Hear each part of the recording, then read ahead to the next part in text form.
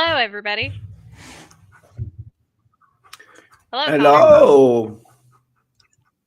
How's everybody doing this fine day evening? It is okay. Yeah. Good. Anybody have any fun stories from today? My recently spayed kitten has found a new I just favorite did a spot. Hamlet. He just That's did all. Hamlet? Monster. The Nice and last, cash. the last one of it. Nice. Congratulations. How did it go? Oh, well, Good. not too bad. It was a little bit of a silly last run. There were some laughs. There were some goofs. My co-star couldn't help but like smile whenever I did the "if it be, 'tis not to come. If it not to come, it will be. If it be not now, yet it will come." And whenever I said the "come" first time, I looked over and I could see him like smiling, and I was like, "All right, I'm not going to deliver it to him." And so later on, whenever I'm giving him like my rapier, like my sword and my like sash, I like leaned in close and I said, "I know you laughed when I said come." Nice. Very good. Very good. And he Thank just you. he just had his head straight down and just went away. That was so good that even Connor had to leave for it. That's fair. No, that's good. I'm glad that you had a fun last show. Yeah, me too. Hello, Connor. Hello. I think I'm back now. We'll see about that. All right, who's ready to play D&D? Yeah. I'm ready. Hell yeah. All right. Does anybody want to give us a recap from last session, or would you like me to do it? Well, we thought we had a plan. We rushed in to try and fix things. Instead, we just went home because everything has gone to shit. And Mordau is trying to intimidate with the person who is larger than the character that was they're based on. Oh, not trying to intimidate at all. I just had some aggression that I needed to get out. Yeah. And because we're in a library, Will grabbed books. And we found out that there are 42 volumes of Chamomile and the Adventure of Blank. Yeah, the time that they beat Rocky in a boxing match, Yep. then when they cured cancer. That wasn't one yet. That's going to be the next edition. Okay. Created cancer. That's part 1, and then part 2 as Chamomile achievement and the time that I cured the cancer that I created. Magic cancer. Magic cancer. Yep, and you all talked to Zenoa, who we know her as a library assistant. She was very surprised at being shown a portrait of herself that you all found in the Donkey Skin Girl story, as well as the painting print of an old carnival. And where we left off last night, she revealed that she knew what that carnival was, had been there before, and had lost somebody in a fire that occurred at that carnival. You know, we've gotten this card after our first adventure, and we decided it's okay. We can always come back and put together some pieces, but we needed more pieces to put together. So we rushed off to our second adventure without confronting her first. Mhm. And I'm not going to say whose fault it was, Quill, that pushed them into that second book without the information that we're about to receive, which could have helped inform us as to not getting our absolute shit kicked in. Who's to say? Who's to say?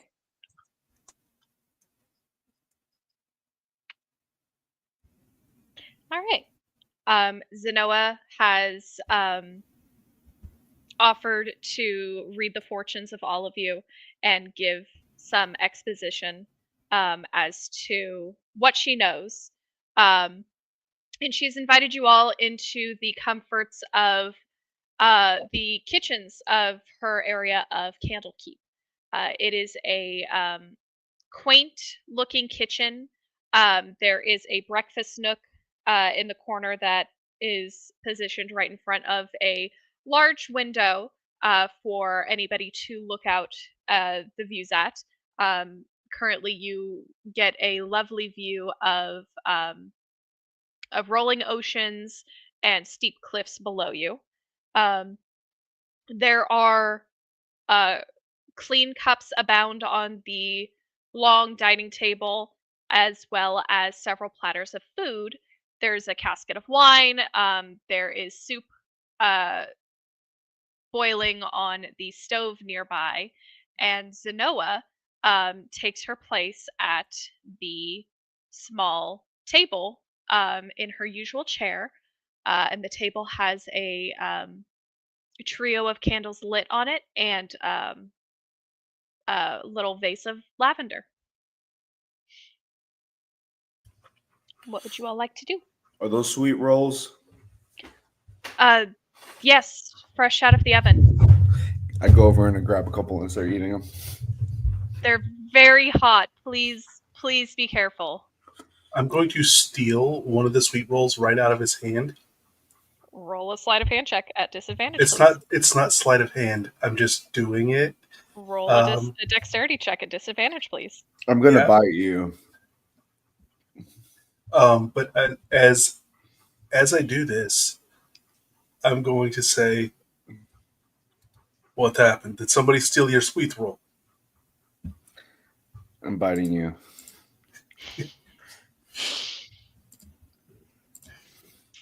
Roll a roll a bite attack, I guess.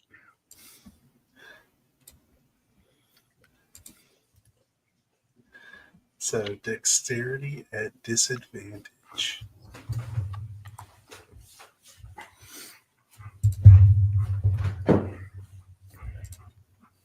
Nope. Does 15 beat your AC, Quill? My AC.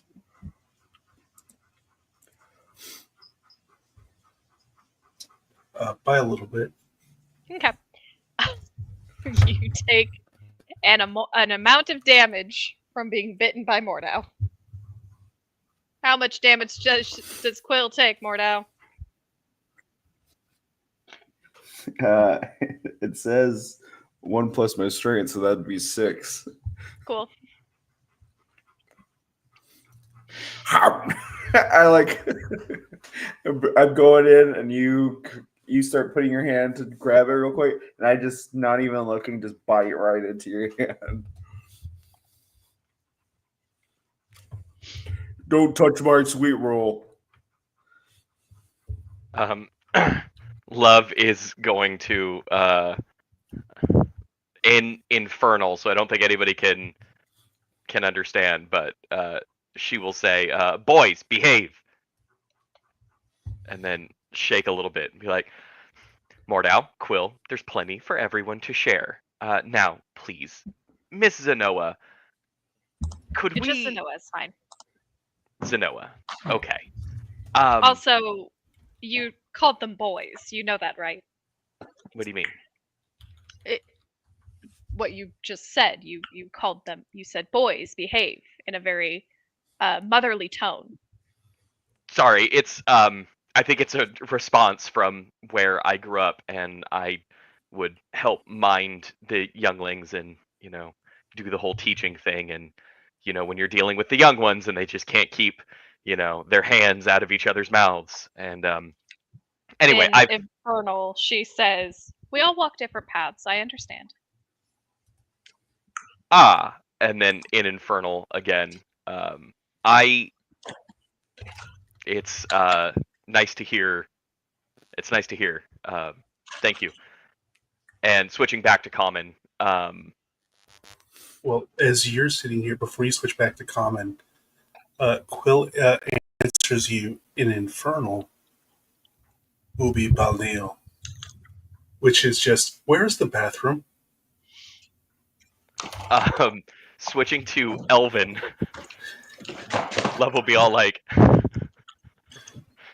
in the library, but in Elven.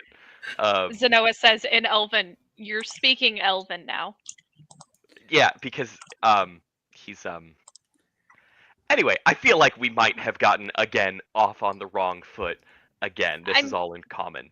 I'm starting to think that this is a common occurrence for all of you. Mordau speaks in not Infernal, in Primordial, and says, Uh-huh. I also know how to use other languages. But it just comes off as like screeches almost. Because it's like a offshoot of Abyssal. I think I got a little bit of that because I also speak Abyssal, but I don't know what that was. But yes, we're all multilingual. It's a beautiful thing. What was that? It's like Abyssal, but in cursive. Yeah, pretty much. Mm-hmm. It's used by primordials and elementals. Hold on, I'm loading up a brand new character sheet for reasons. Don't worry about it. That's fair. That was actually all the Infernal I actually know. It is very helpful to ask where the bathrooms are when you go to new places, so I will commend you for that. That is one of the first phrases that I learned in Abyssal as well. Or, sorry, in Infernal. Now then. Are you all still interested in having your cards read, and I will tell you what I know? Or rather, do you have any additional questions that I can answer? Yeah, let's just read them off. Library lady. My name is Zenoa. What questions did you have, or were you talking about the cards? I just saying the cards. I don't have any questions. Oh, perfect. Well then, please take a seat, and we can begin. Does somebody want to go before me? Okay. And then just Zenoa clears her throat and sits up a little bit straighter. And as you all have been talking, she has been shuffling a deck of pure white cards in her hands.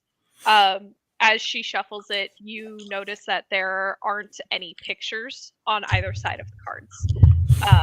But she shuffles, and then she places 3 perfectly cut decks in front of you, Mordau, each from the same larger deck. And she motions for you to pick from the 3 decks before you. pick the right one. Okay. She takes the other 2 decks and she puts them back together again, and she keeps them closer to her side of the table. And she kind of puts them in the palm of her hand, the deck that you chose, and she fans them out before you. And she motions again and she says, 3 cards, please. I'll pick the middle one. Okay.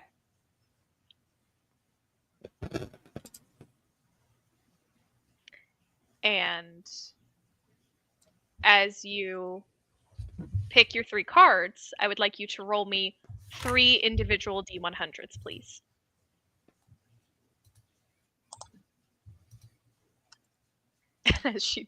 As you do this, Zenoa goes, "Oh, I should mention that these are not from the deck of many things." Okay, I figured that wouldn't be fun. I ran into a little bit of legal trouble back in the day, and so I had to add that to my disclaimer. My disclaimer. Yes, I appreciate it. of course. My apologies for not doing it sooner.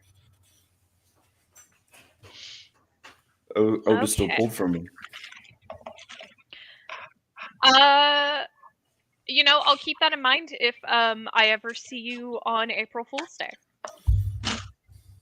Okay.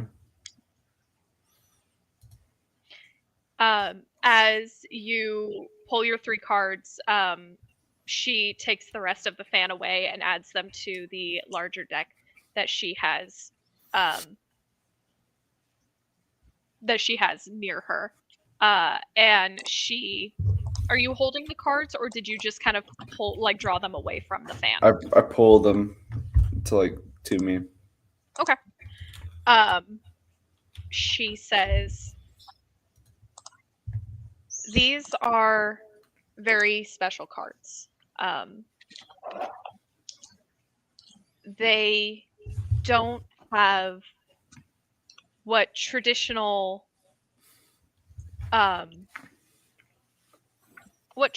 fortune tellers would have, which are lies and well, I don't want to call traditional fortune tellers charlatans, but these are special." Oh my goodness gracious. Why can't... Oh, that's cards fine. are beeping. They do that when they are trying to discern what they need to know. Also, what is April Fool's Day? Oh, it's a holiday where I'm from where nothing bad ever happens, and there are never any pranks that are played, and there's never any millions of decks of many things that float along the streets. You don't have to worry about that. This April Fool is the orchestrator of all these pranks? Yes. There's a church built to them. They, where I'm from, are a very powerful deity. Some pray to them, and some even take them as a warlock patron. But I don't subscribe to that personally. Yeah, I think most warlocks, it's all just a pyramid scheme.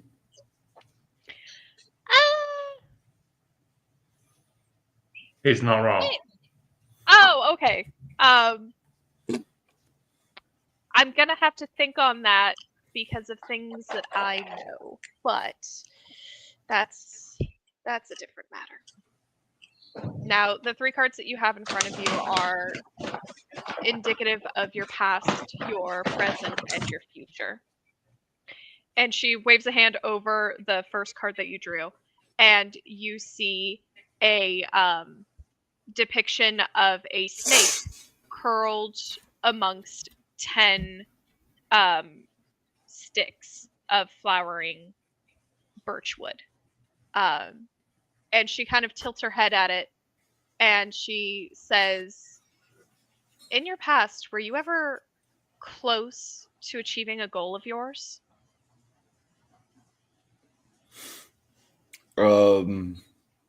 Yeah, there's this one time I had this really big itchy spot on my back, and I tried to scratch it, and I almost got real close to it, but I couldn't. I see. You don't really...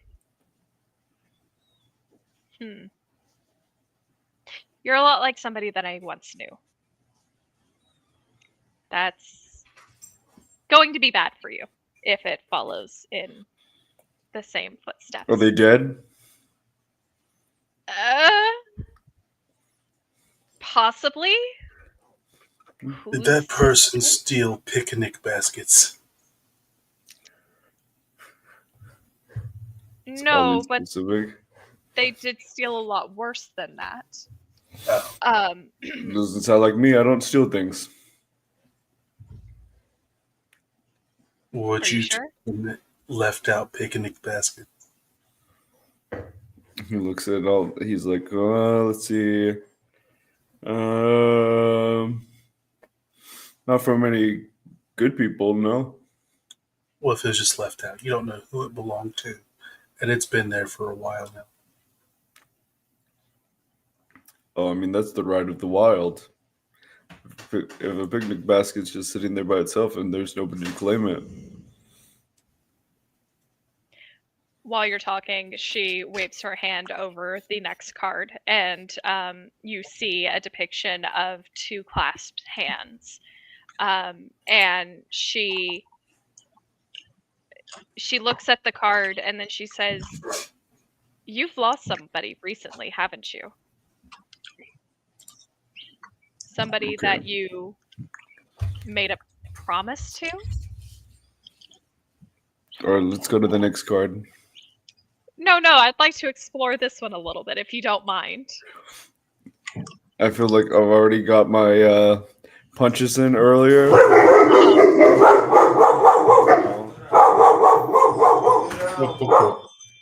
You got those dogs in you that you don't want out again. My dogs got Mhm. attacked by weird eel people. Okay. Interesting. But Sorry, This person- sorry to interrupt.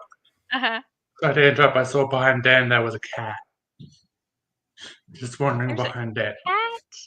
It's not a cat. I don't have a It's cat. not a cat. That's my It's a dog. big And cat. you look like I'm like, I ain't got no cats. Hmm.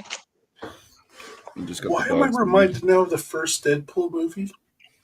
What do you mean? Explain. I will kill your freaking cat. I don't have a cat. And whose kitty litter did I just shit in? Ah, yes. Mm. hmm Classic. She waves her hand over the last card, and she says, "You're hung up on something, aren't you? You're anxious and worried, even. Maybe about," and she taps her finger on the middle card, "the person that you lost." And as she taps her finger on the card, you see that the image shimmers and it changes to your hand holding a pale hand, and the background changes to right in front of a lighthouse, and you see a drop of blood run down the pale hand. Do you have regrets, Cordell? I don't feel like I got enough punches in with chamomile. Right. Do you work through your emotions through physical violence or exercise? But I don't have any clinical therapist to talk to, so as it's the most safe and appropriate for multiple parties, I think that's the way that I deal with it. Yes. Doesn't sound very safe, but if you would like, we do have a gym here at the keep.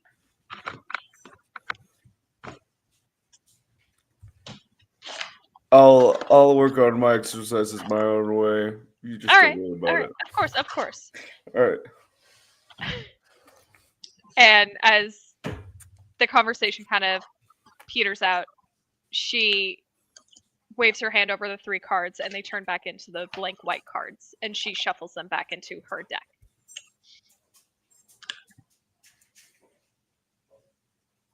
Still no questions?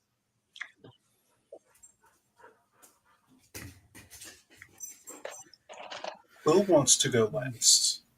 Okay. Hmm. I didn't think Quill was going to go. Sorry to interrupt again. Does anyone like my background? It's very pretty. I like it. Very spacey. Mm-hmm. Yep. I drew it myself. I was about to Nice. ask if you did. It's very nice. How do you breathe there, though?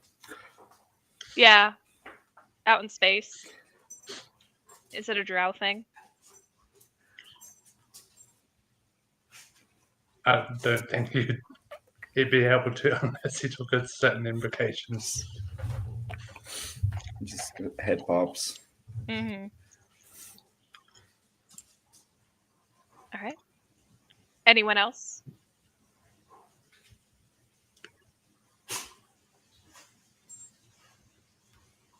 Was Quill gonna go next?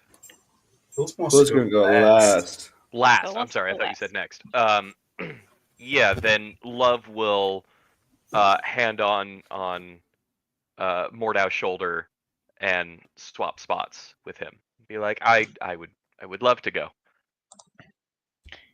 All right.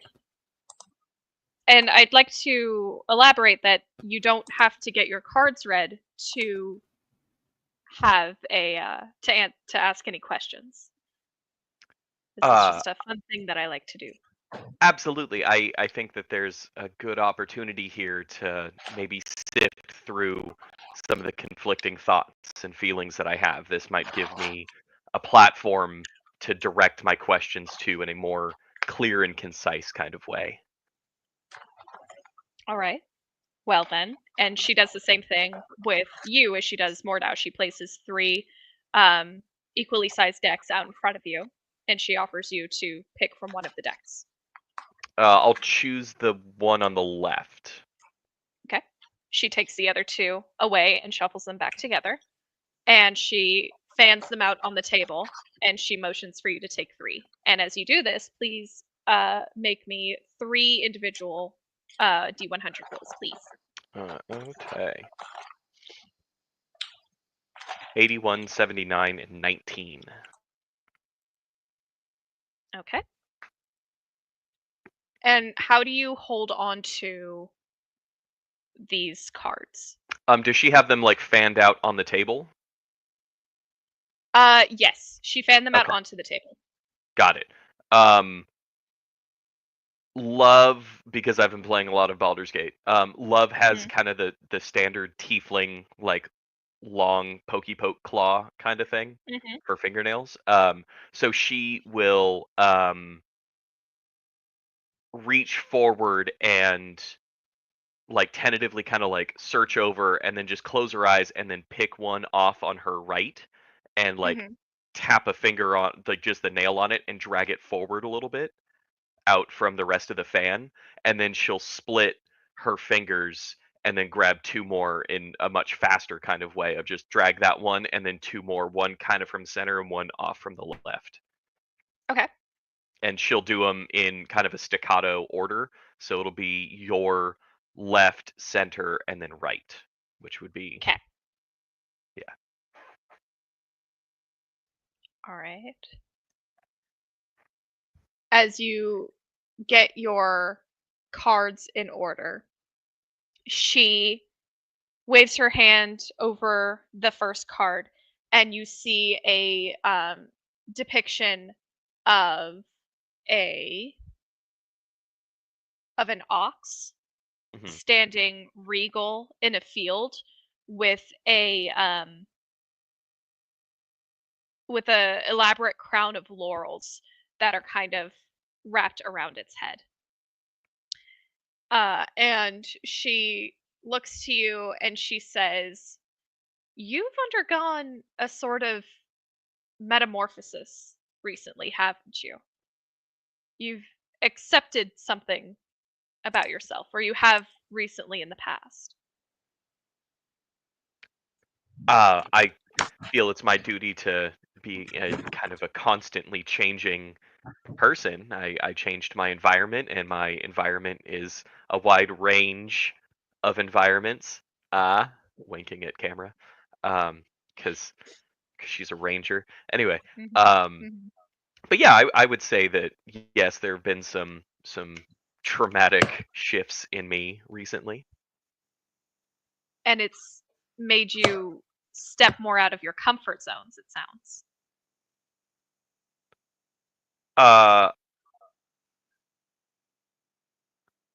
I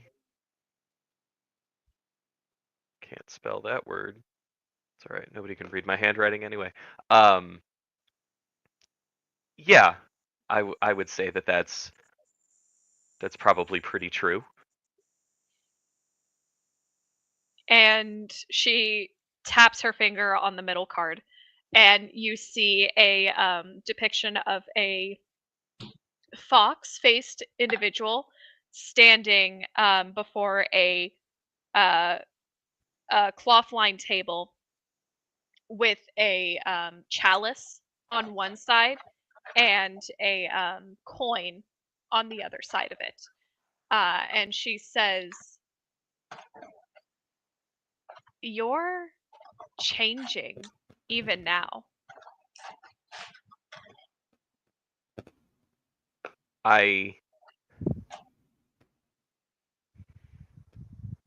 All right. I'll You're.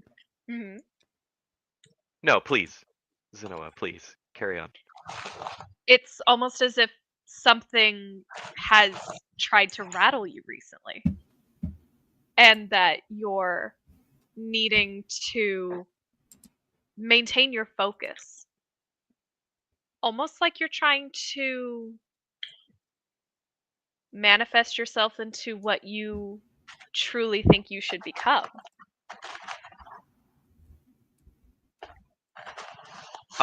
Could I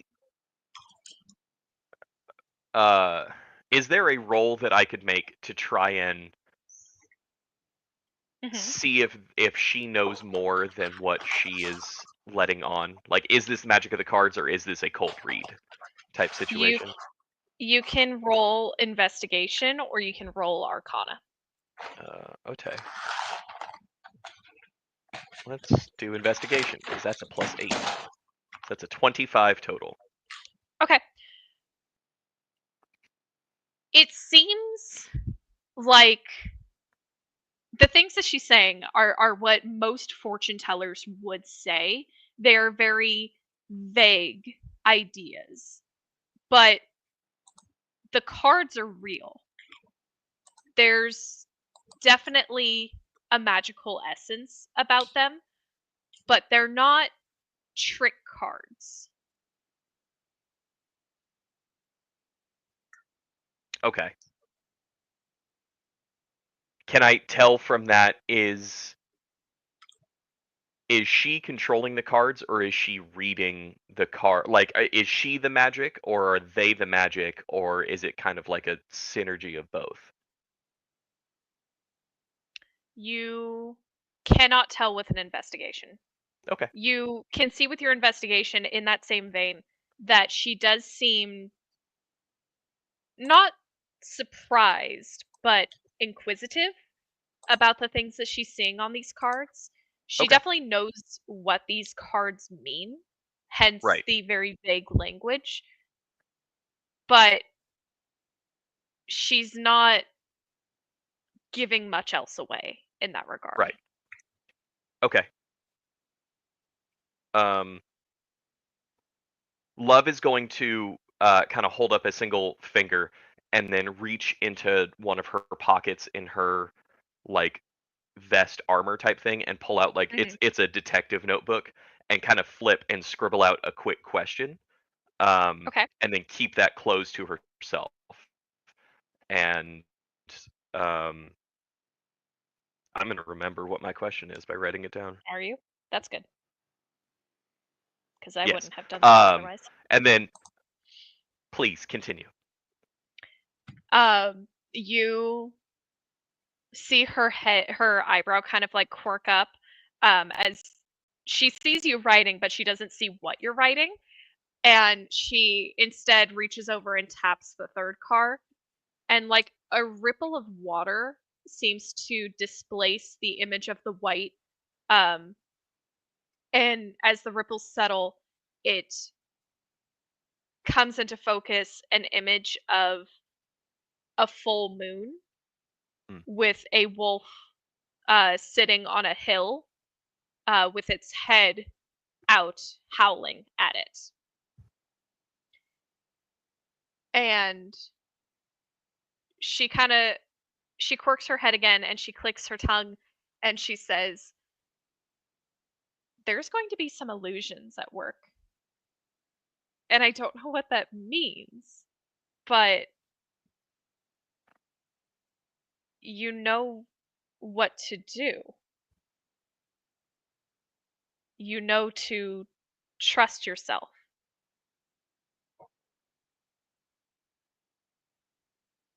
The darkness will fade.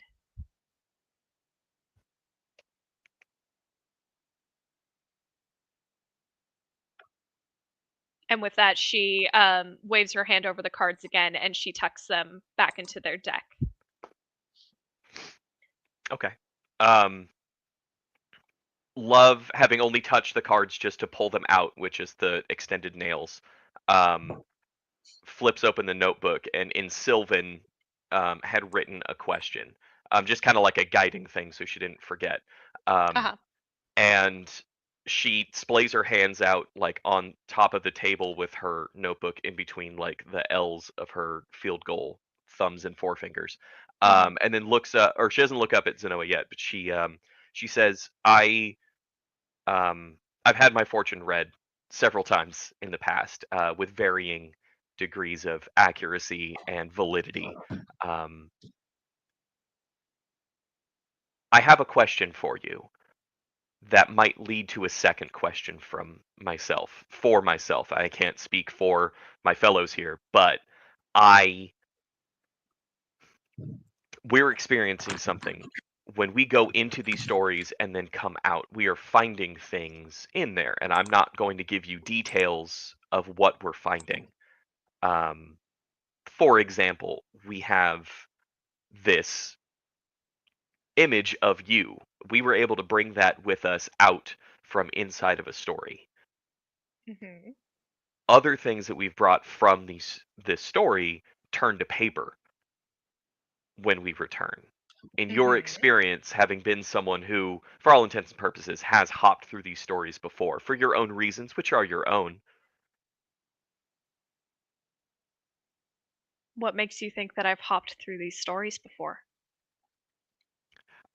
Well, there's this image here. There's also some of the information that you've given from just my read alone. It seems that you are intimately aware of the magics at play here. Maybe that's coming through the cards, maybe that's from your own experiences, but if you have hopped through these stories before, if that's why you were able to speak with the donkey skin girl, um, The what? what?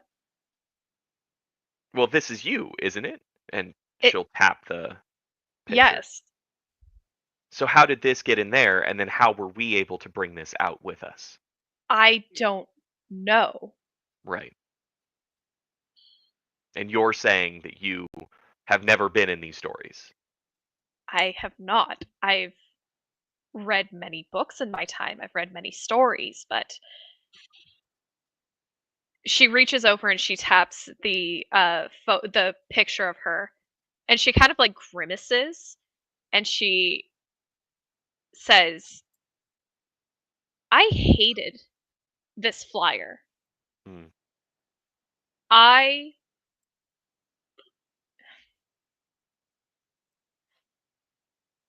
Perhaps it would be better if I started from the beginning. I joined a special circus many years ago called Circo Aeternum. We traveled all across Faerun and we had many acts. And I, of course, and she kind of like gestures to all of her and to the cards that she's shuffling in her hands. I played the role of the fortune teller.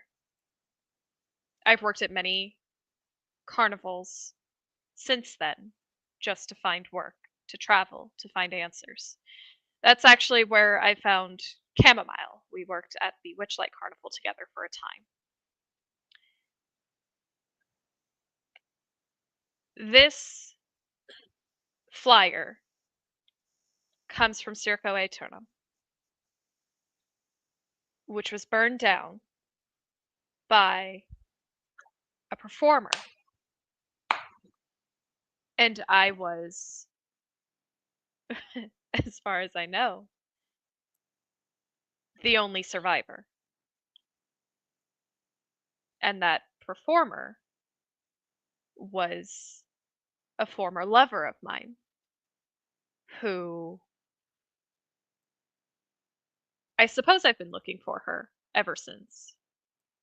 I thought maybe she would join other circuses, other traveling troops, and so I guess I tried to follow her. But when I couldn't, I decided to stay here.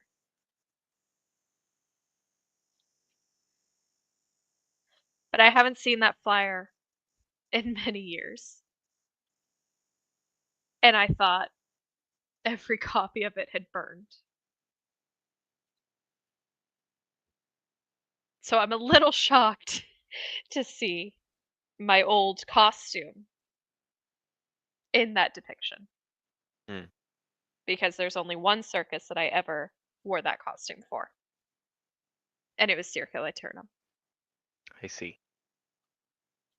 Well, if you've never traveled to these stories, but someone connected to you has, it is awfully convenient that your name would appear on the guest registry popping over to Farfany, where these books are housed, where we've been tasked to solve this problem, to then find this. I went to Farfany, I will admit that, Mhm. to deliver groceries, Right. to try and, I don't know, provide comfort to the acolyte who is stationed there. Mhm. But I never went into the stories. I never wanted to. It's too much magic for me. Okay.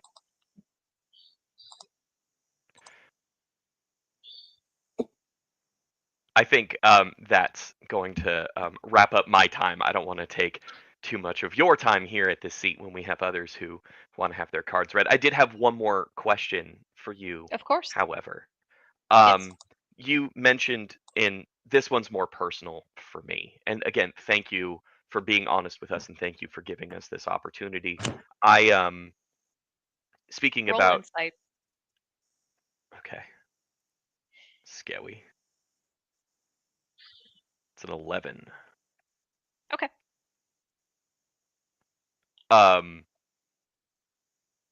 I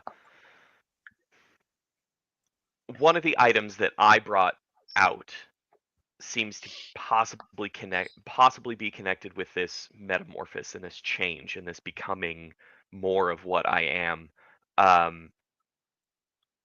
I wonder, in your time here, do you know of anyone else who's been in these stories?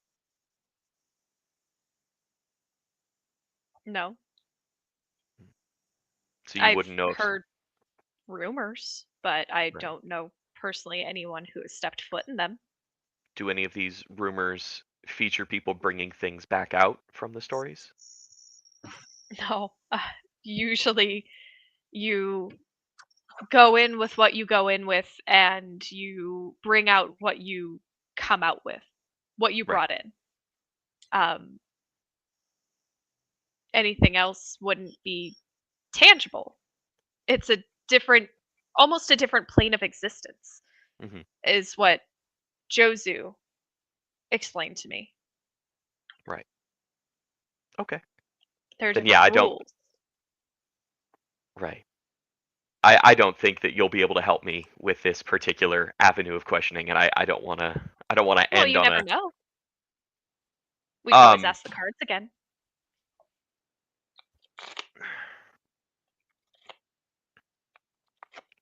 um how are the cards on the table? Are they in one solid deck?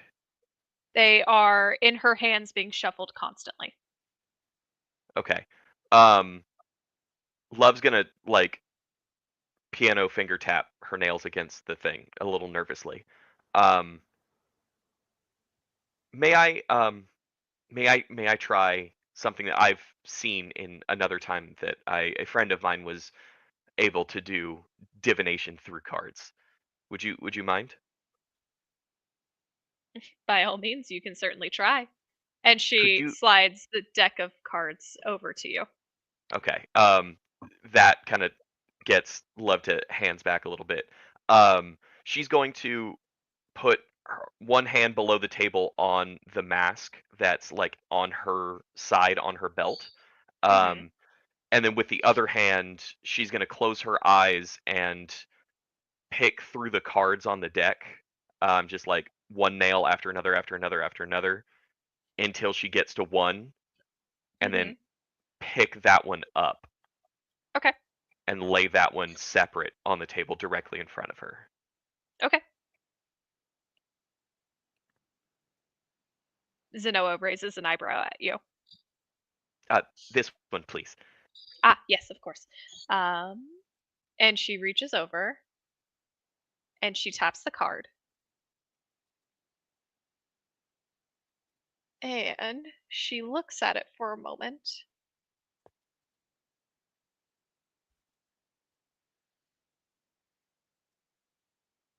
And she looks at her handy dandy Google Doc. And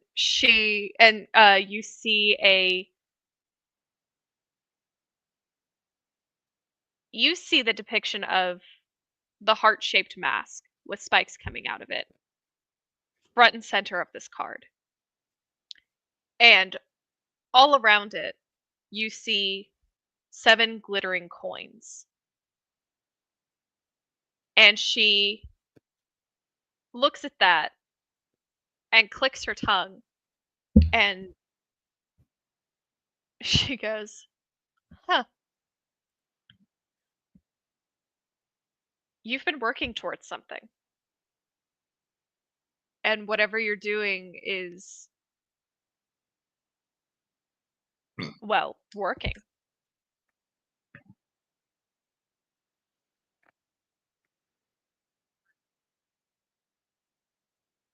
I see. The card says to keep at it. You never The know car. what splendors you find in your hard work and your dedication. Hmm. Uh, Love will like kind of with a jerky hand take the hand off the mask and do like a ritual break hand motion over the table. Say Hmm. thank you for your time. I'm gonna go, and then she'll awkwardly like slide off, and then not exactly take a lap around the room, but stretch and fingers in her hair and kind of re-center and reground herself, careful not to touch the mask again while she thinks Hmm. about this.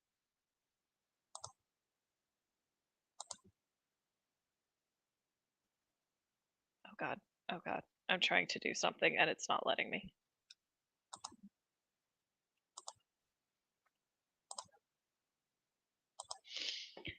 As you slip out of your seat, you see that the card changes again. And you see that that same mask is now being surrounded by 9 different swords. And as Zenoa kind of pulls it back into her deck and the image starts to fade, you hear her mutter to you, Love, "Don't be afraid of it."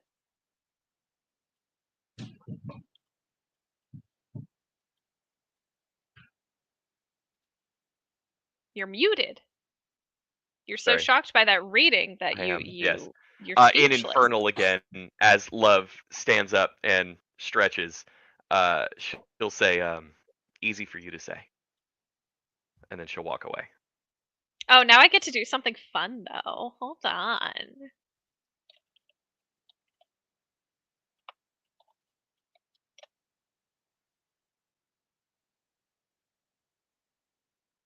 Where is the thing I'm trying to do? Where is it?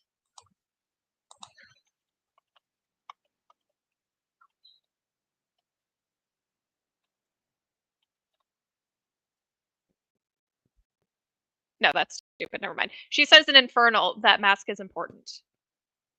Don't lose it. Yeah, a terse nod.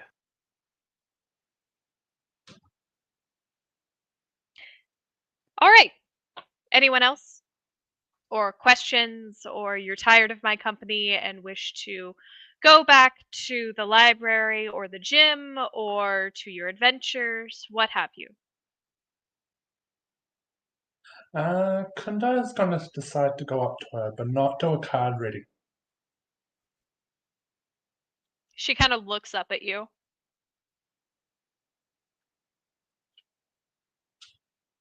Yes.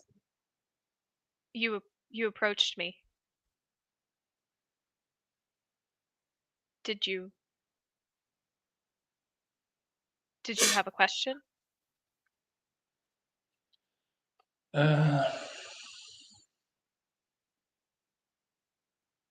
Yes and no.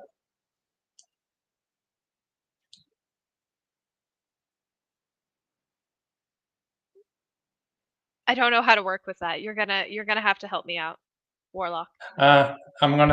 He's gonna sit down at the table and he's gonna put his hand on the table and just say,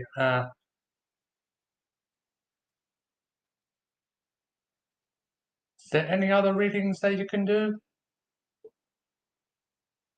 Well, for most clients, I just did a simple past, present, future, or 3-card draw and let the cards tell me what I needed to know. But what are you trying to learn? And I can do my best. There is something I'm trying to find out. Are you trying to find someone?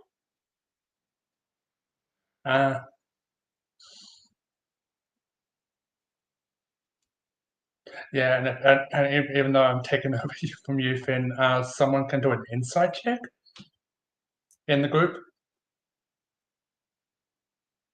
I'm gonna do it. You're gonna do it. I'm gonna do it. You're gonna do it. That's a 19. Nice. Quill with the 24.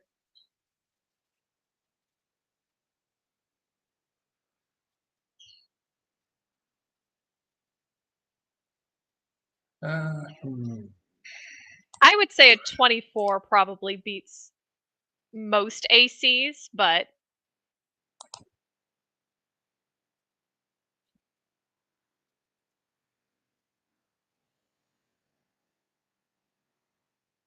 ooh, this one's fun. Let's do this one.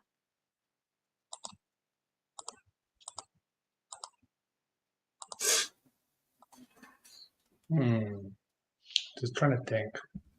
Mm-hmm.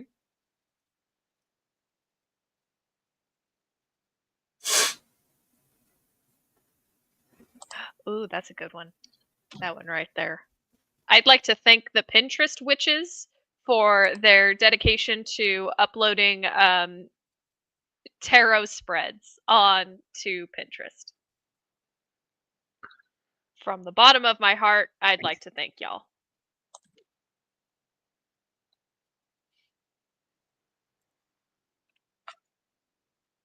Yeah, he's going to ask, can you lay the deck out like you did before, but not like section, not like in 3 parts, but more like just in one big band? Of course. Do you have a question or are you testing me?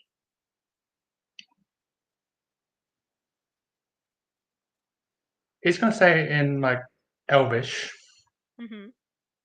and even if the others know what I'm saying, can you find out who my patron is? Oh. She hands over the deck fully to you, and she says, "For that, you'll need to shuffle." Okay, and he'll shuffle, but Perfect. Roll does it me. like he knows how to do proper shuffle? Roll me a dexterity check, please. Oh, okay. You You're not thought going to get me you'd to get do out it. of this easy.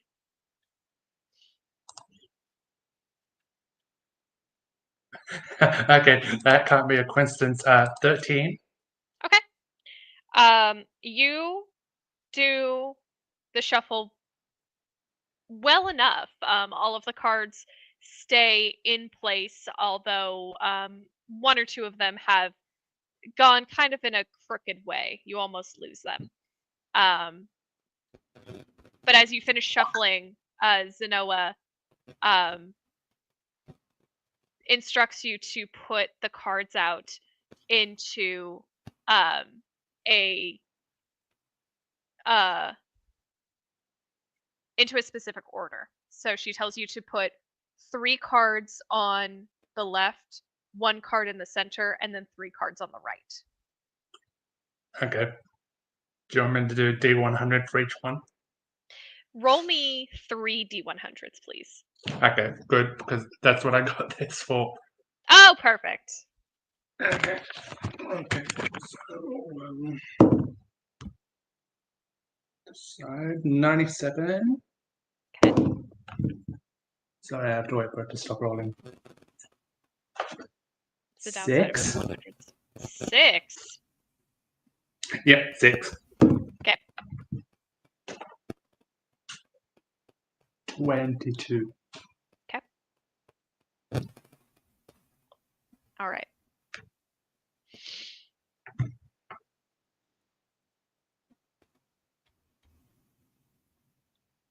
I am making note of which cards you pulled.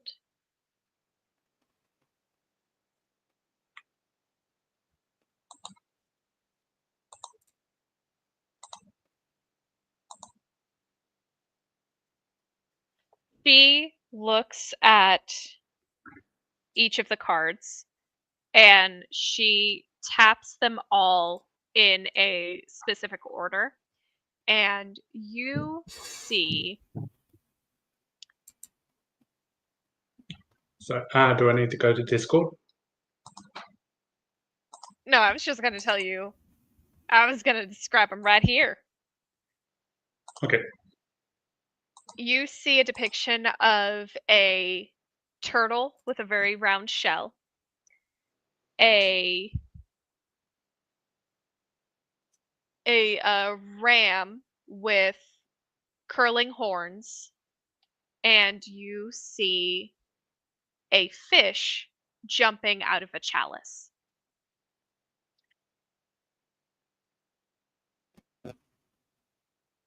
And on the blank cards, you see depictions of scales in different colors. And Zenoa looks at you and says, "You've been through quite a lot that you haven't told many people about. You've experienced opportunity and famine, and you've asked for many things. And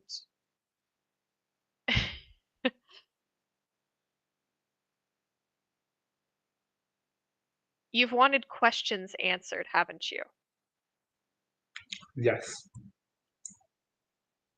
You reached out to something to find those answers. and you didn't think that anyone was listening, did you? No.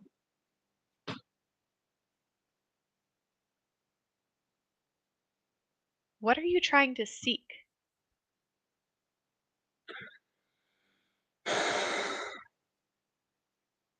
don't know.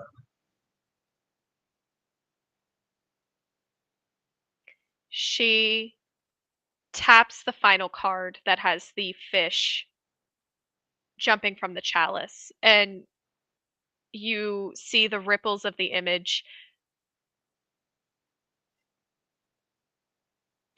form into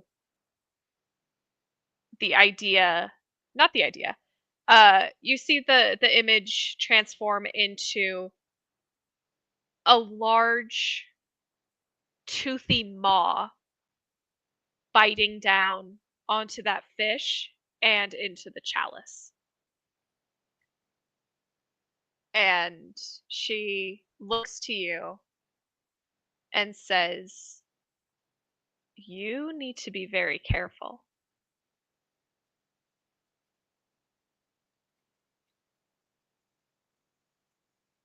Okay. Don't let your need for answers and for power overwhelm you into making deals that you can't hold up. And you feel the hagstone in your pocket start to not burn, but almost hum with activity. Yeah, I'm gonna pull it out. That's why we did a short rest. Sorry, long rest. Yep.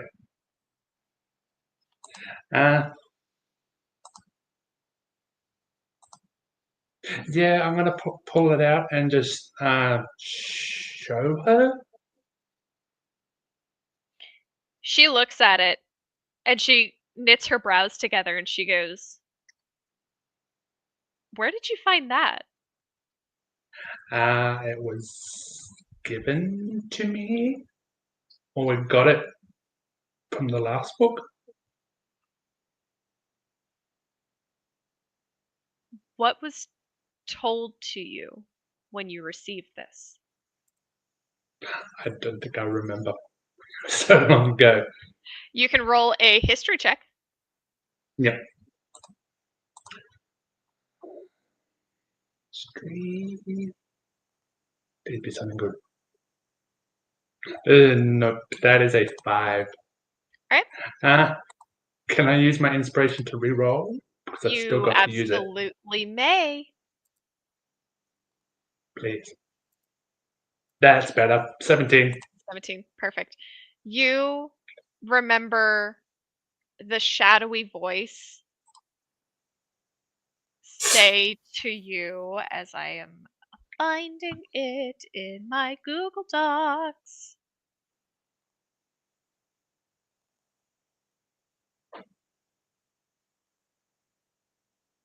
Golly gee willikers, where is it?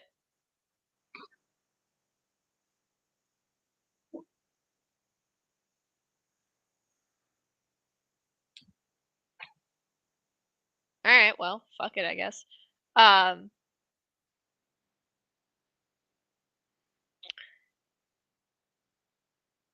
You recall hearing oh god, I know I have it in here somewhere. I don't want to just like raw dog the explanation again. Where are you? Alright, I'm raw dogging it, I guess. You hear the shadowy voice in your head remind you to look for the truth. Okay.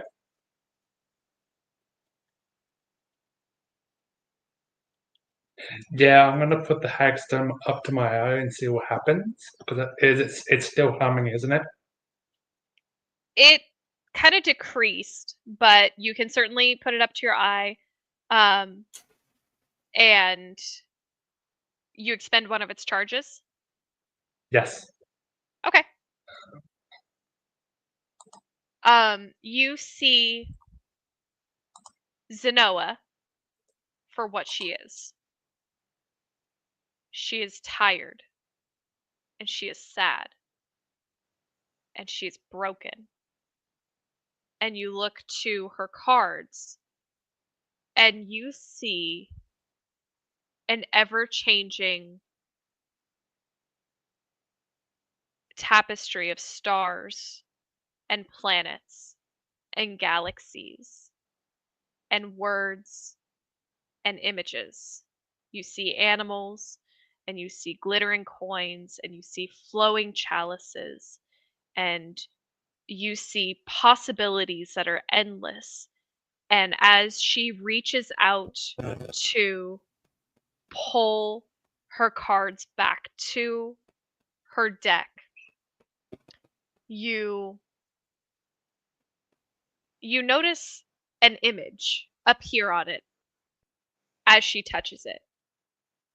You see the image of fire, and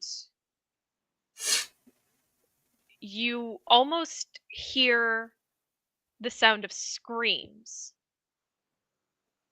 And as the image starts to fade, as the card is pulled back into the others, you see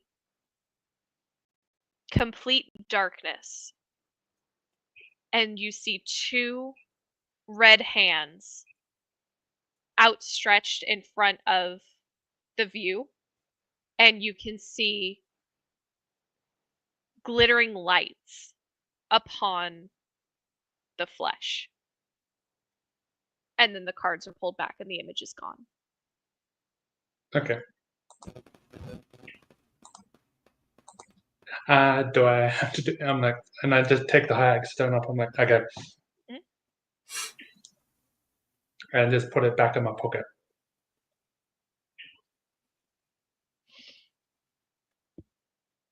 Did you find the answers you wanted from the cards? I probably need you to interpret it. I can only read the cards as they lay. The interpretation is up to you. That's how fortune telling works.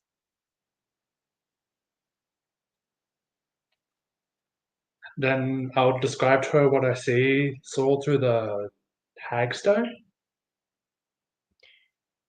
She looks at you as you're describing this, and she kind of nods her head like this is old news to her.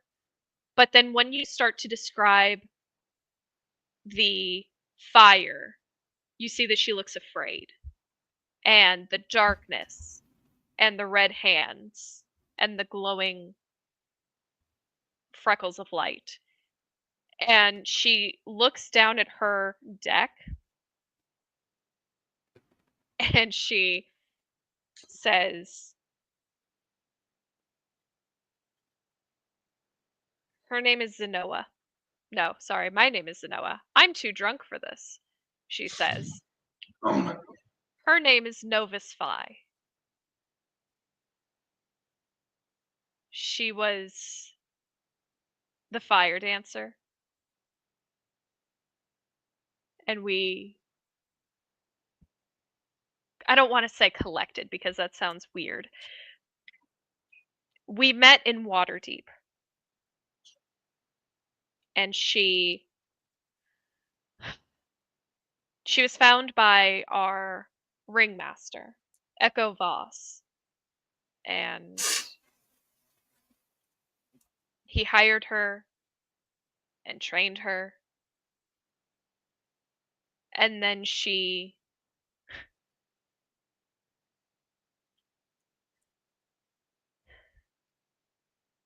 destroyed us all. And she kind of you see her reach down and start to massage one of her legs, and it's the leg that she has a limp on when she's walking. And she says, "She's the one that I was looking for. And I've never been able to find her. I don't know if she's alive or she's dead, but I haven't been able to find her."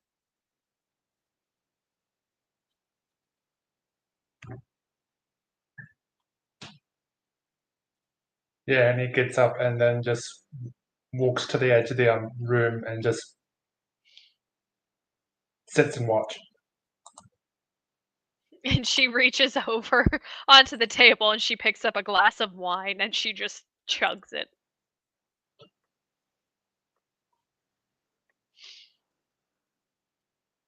And she looks over to Quill.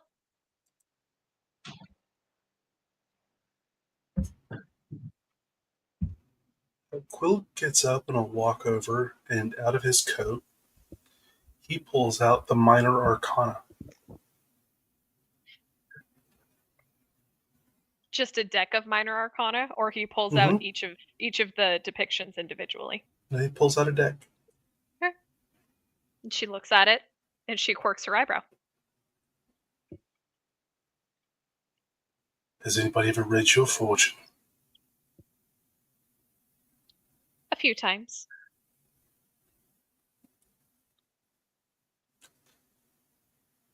Has anybody ever used it to create a tether? I don't follow. To find someone else?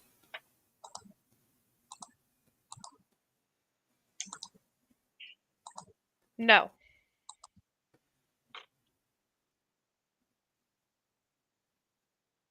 You loved someone once. Roll insight.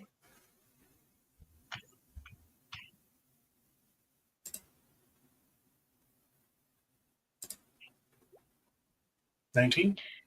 You see in her face as you say that she's very clearly thinking, and I still do.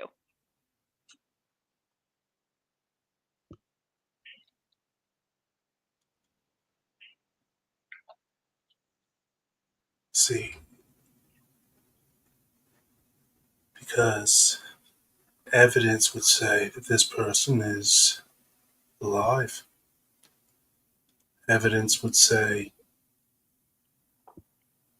that if not you, that then this person has gotten into Josu Cherry Mouse's office, used the portal, as it is too far to fly, barring very few rare magical items, to reach Farfany, to then know how to navigate the books and figure out how to take things in with her, or them,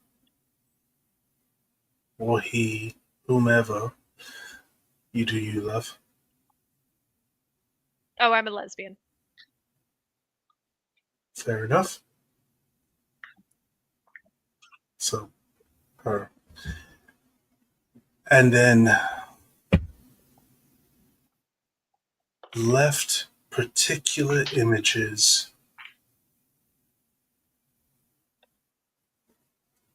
Why these images?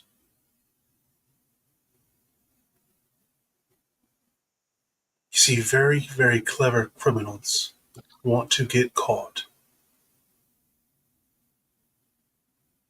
The darndest thing I know. They're so clever, they're so methodical, they think that no one can catch them. And so sometimes they have strange little rituals they do. They'll purposely leave little clues. Sometimes they even write letters to constables and investigators.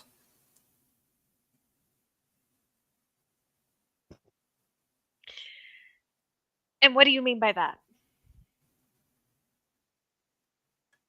I think your old love is smarter than most of us.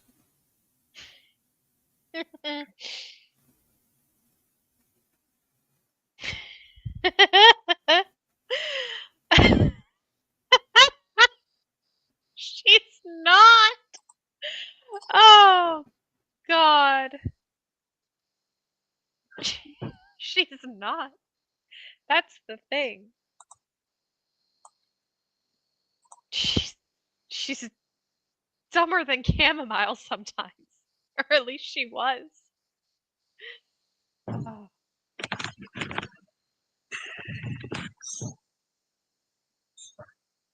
She walked straight into a viper's nest just to save me from my own family, one that I went back to willingly. And yet she waltzed in with some grand scheme. And she took me right under their noses and brought me back home. Back to the carnival. So she got in and got out with her prize. She got in and got out with a target on her back. Apparently, she was willing to accept that. And then she set fire to the carnival. And she killed Echo. And all of our friends. And she just left. Without another word.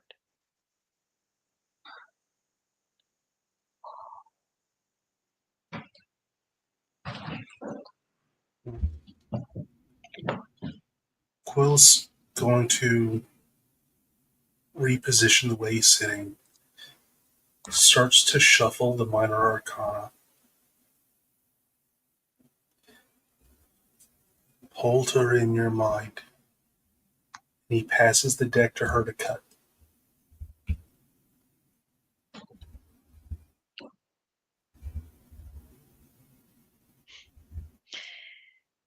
She looks at it for a long time and she smirks and she cuts the deck with expert precision. And then she places it back out on the table between the two of you. So Quill pulls it back towards himself.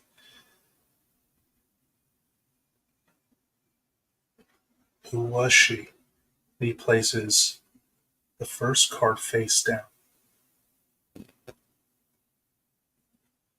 I don't follow.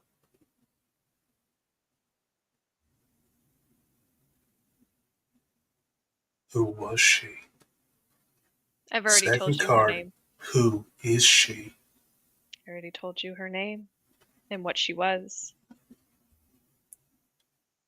We're all more than we look like. We're all more than our names. And he places the third card face down. Who will she become? She'll become what she always was, which was a pain in my ass.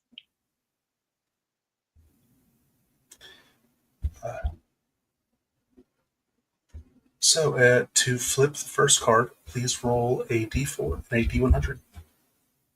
A D4 and a D100? Correct.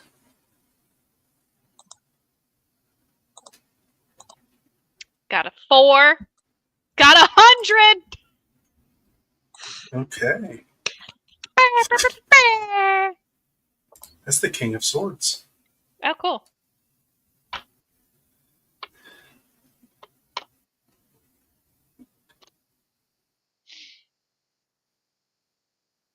The King of Swords card from the Minor Arcana is often used to depict a mature person with sound intellectual understanding and reasoning.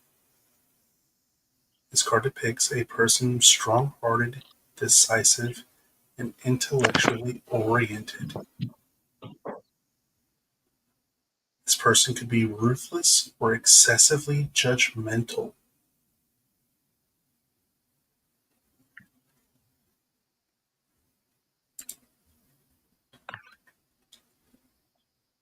That's who this person was. Now, who are they now? A dumb bitch. Please roll another d4 and another d100. I got another 4 Uh-huh. and a 74.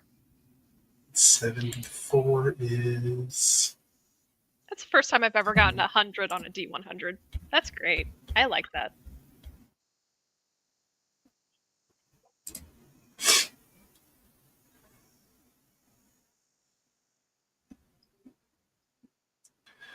the 10 of Swords. Look at me getting all the swords cards.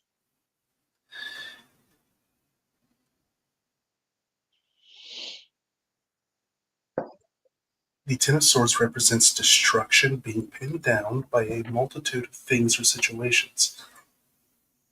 The person lying on the ground, defeated or bleeding. They also represent a feeling of hopelessness and being trapped by emotions or mental anguish, since the Suit of Swords represents strife and the mind. The reverse of this state indicates a troubling situation that will continue for a significant amount of time.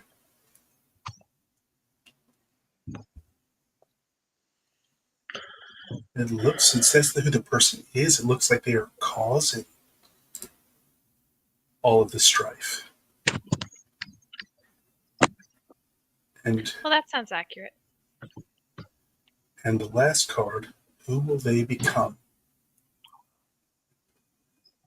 D4 and a D100. Good at this shit. I got a 1 and a 42.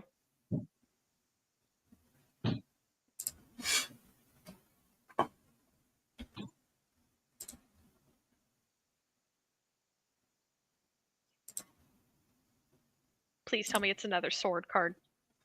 No, it's the Six of Clubs. God damn it.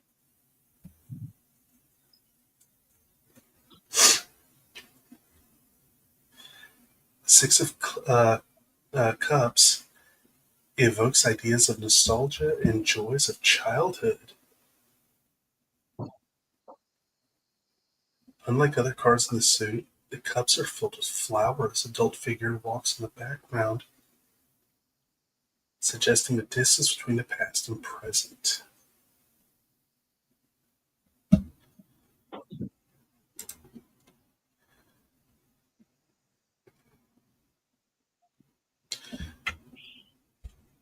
Looks like she's coming for you, Zanoa.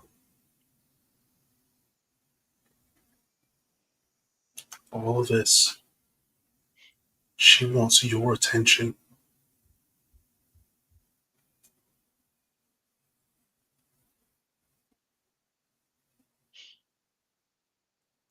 If she's even still alive.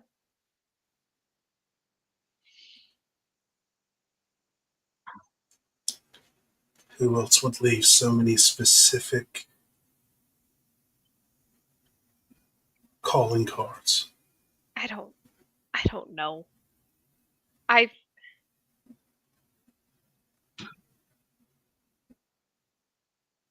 If not before, why now?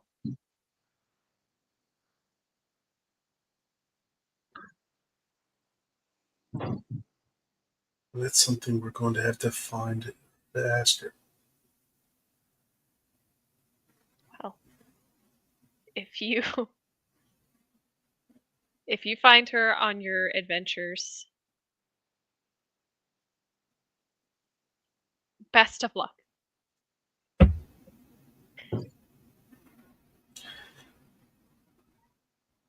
Well, I think she's going to find us, and then she's going to find you.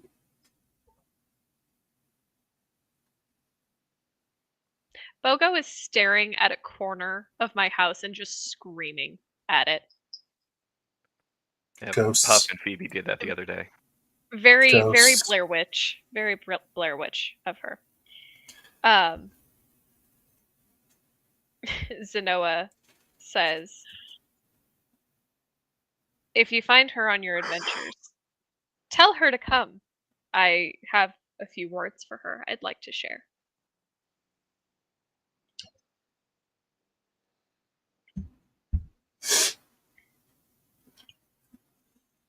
And why are we trying to save Farfany? Why?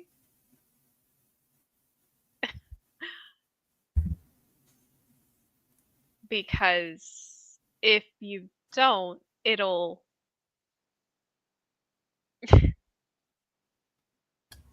collapse into the sea of fallen stars and destroy half of, if not all of Faerun. Right, it's a cataclysmic event.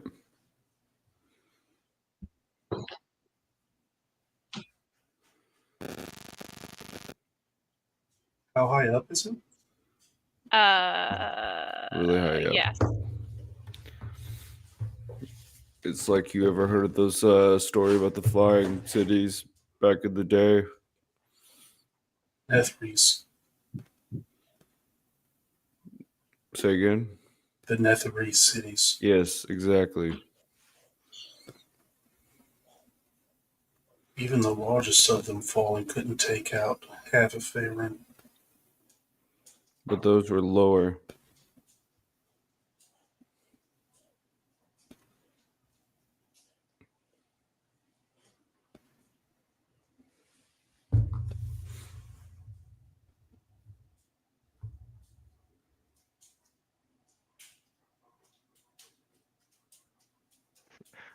Also, I think saving Farfany is kind of the morally right thing to do, even without our own stake in what we gain from success in our mission. It does seem that it's a way to avoid mass death and destruction and the loss of precious information. And I don't know I about don't you all, think but that the that's enough to get destruction me will be involved.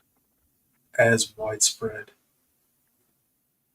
You don't think the destruction is as widespread? Even with its size, when it lands in the sea, it will cause severe flooding, Yeah. but over a much smaller area than what is expected. Okay. I still feel like it's an avoidable tragedy. Yes, we could have people move away from that area where flooding would be, trying Right. to save about the information. We could literally have had teams going in, pulling the books out of there. Okay. If you would like to divert time and resources to Oh, it's too doing late that, for that now. okay. I mean, I feel like we have a relatively clear path laid out in front of us of if we keep doing what we can and find as much information as possible, we can avert as much damage as possible too.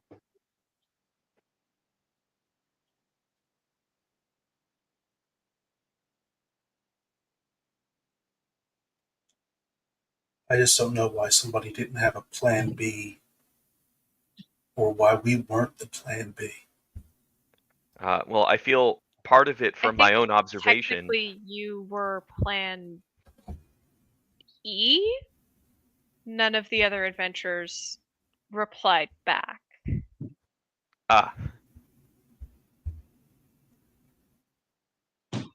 That's a little hurtful. Oh, I'm But- so sorry. I thought Jozu told you.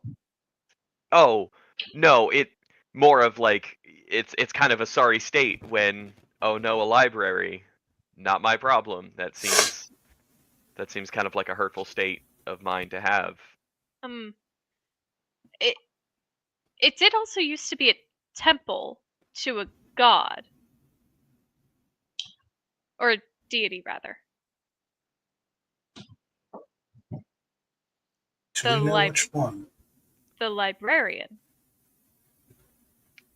Which one? The librarian.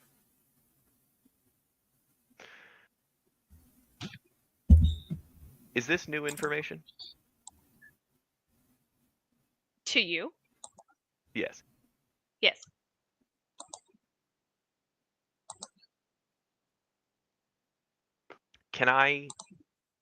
Do I have any previous knowledge or experience with the librarian? Roll Arcana Would love or to. History.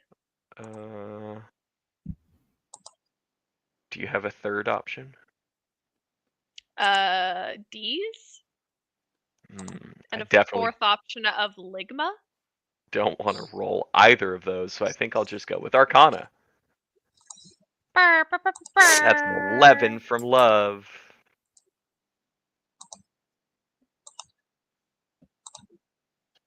Love, you remember. Actually, no, fuck it. Love, you get advantage because you come from a giant heckin'. Library monastery. Yeah, that place. How about a 12 then? Yeah, 12 definitely gets you. Cool, thanks. Quill, I don't know how you know this knowledge, but because you remember... Quill is actually devoted to Ogma.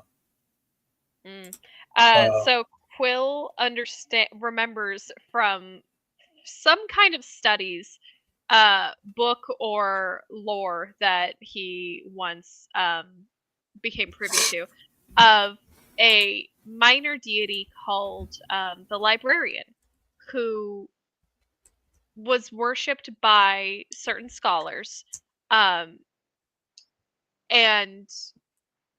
whose worship involved collecting stories and sharing knowledge and sharing stories.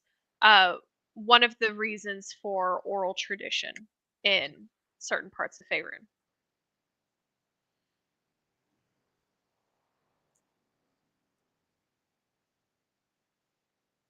Love, you remember that the librarian is a minor deity.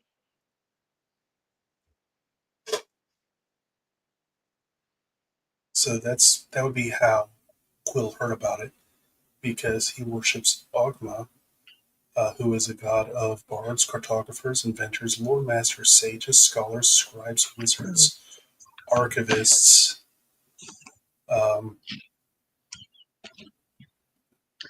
who is a god of knowledge and magic.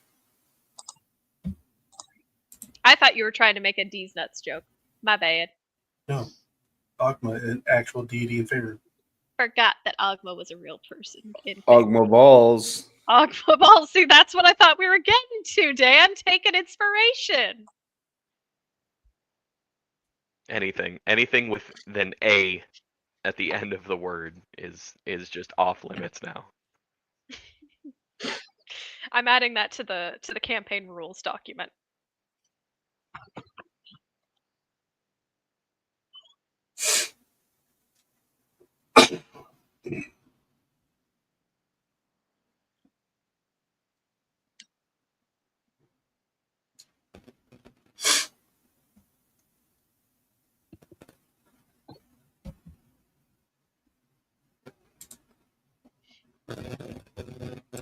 In this moment of silence, you hear the clashing of loud footsteps coming down the hall and kicking open the wooden door, and you see Chamomile Achievement enter the room.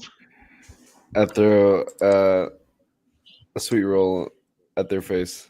As you should, and I knew this was coming, and Chamomile Achievement is going to make a dexterity saving throw. And is going to get a 5, and it hits them directly into the face. And as it falls to the floor, they take their thumb and wipe some of the cream cheese frosting, and lick it, and go, "Woo! That's a good old sweet roll there." Oh, I didn't even see you there. Oh, you were just starting a food fight with yourself then? Yeah, I didn't like that one. Chucking it into the corner. I didn't like that flavor. You know, they're all the same flavor, right? Well, sometimes you put like mystery stuff into your sweet rolls. Oh, I heard that some folks used to do that with rice balls. Yeah. Yeah. Sometimes they put fish or sour plums in them. Sometimes they put chocolate in them. I didn't really like the chocolate ones that much. What you doing here, Chamomile? I was trying to get some food, trying to break up any kind of lingering tension that might be in here. Sometimes I feel like Zenoa's not annoyed enough, so I like to just show up and cause problems and remind her that she's my best friend in the whole wide world and that we saved the Witchlight Carnival together. It also just sounded like a tense conversation in here and one filled with exposition. I just plumb wanted to be an annoyance. Right, you hate exposition, don't you? Oh, I do. I fucking hate it. So boring. History's boring. Right. That's all for your ghostwriter to know. Sorry, what'd you say? What? I wasn't paying attention because you were saying words and I felt like ignoring you. Right, words are hard for you. You know, this is sounding quite like an insult and I don't appreciate Whoa, that. whoa. I thought we were building up a rapport earlier, the way do that have a you rapport. punched me in the face and I punched you in the face. That happened. I thought we were on our way to being friends. Sure, we can call that words. Oh, do you not know that word? No, I do. Oh, okay. It seems like you might not know that word, seeing as how you don't got any examples near you. It's just the person that goes to libraries to feel like they're smart. No, I go to libraries to sign books that I wrote via Zenoa knowing the fancy words and me having the adventures. Well, at least you know your name. You damn right I do. I'm Chamomile Achievement. You keep telling us. It's what sells the books, ain't it? I guess so.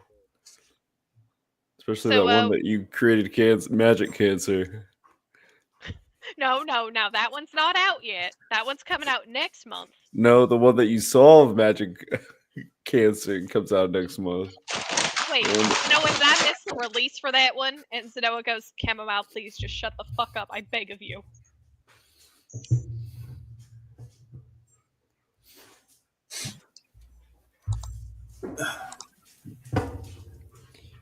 Chamomile, would you like to see one of your biggest fans? Oh, you mean my wife Vanya's here? No. Oh. Are you my biggest fan? I didn't Definitely think so. not. On account of you punching me in the face when we first met. Honestly, you probably write a whole book about him. Yeah? Yeah. Yeah? Alright. Mm-hmm. What are you alluding to there?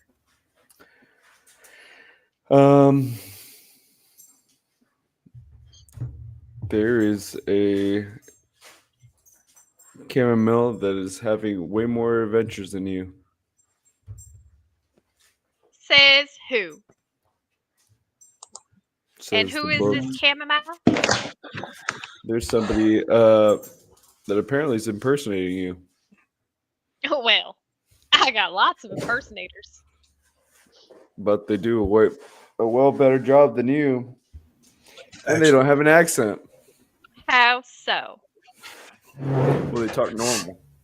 No, not. That's how accents go. Nah, not about the accents. What do you mean? They're doing better than me.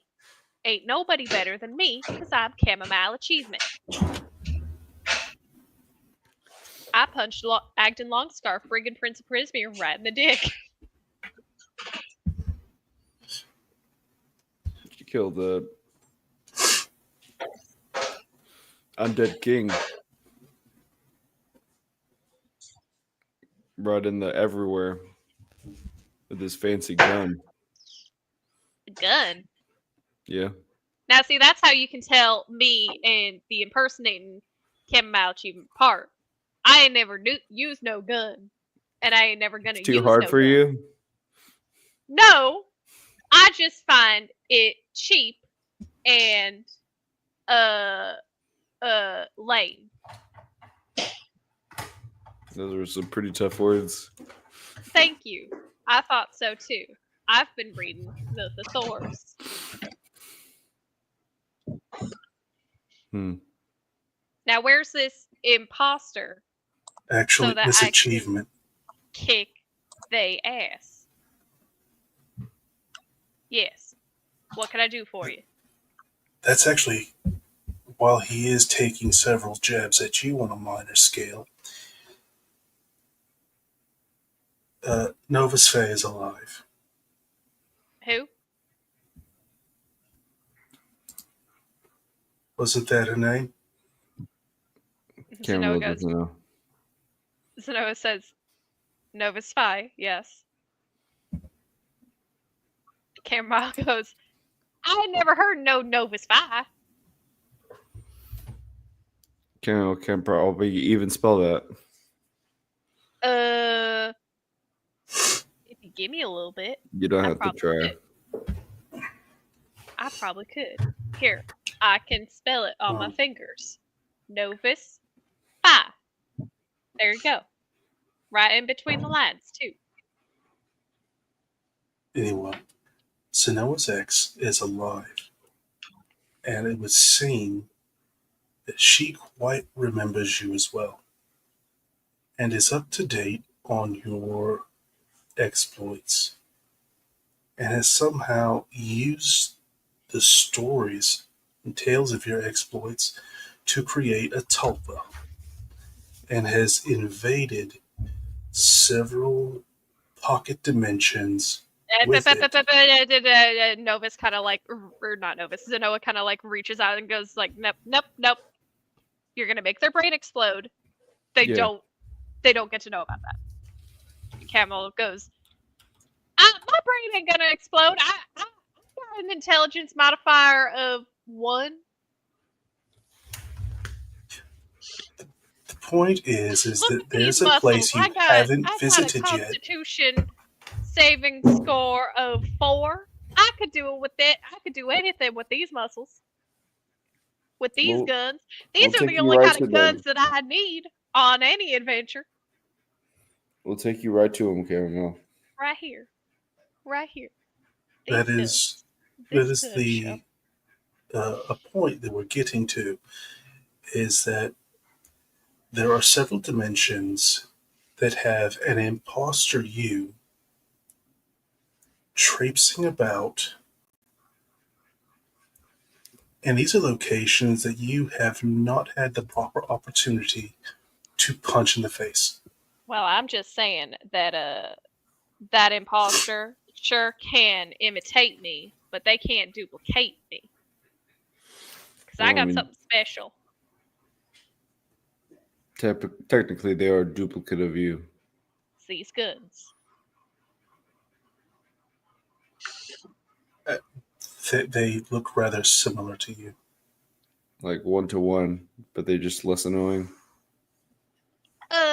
Ain't nobody less annoying than me. I am so not annoying.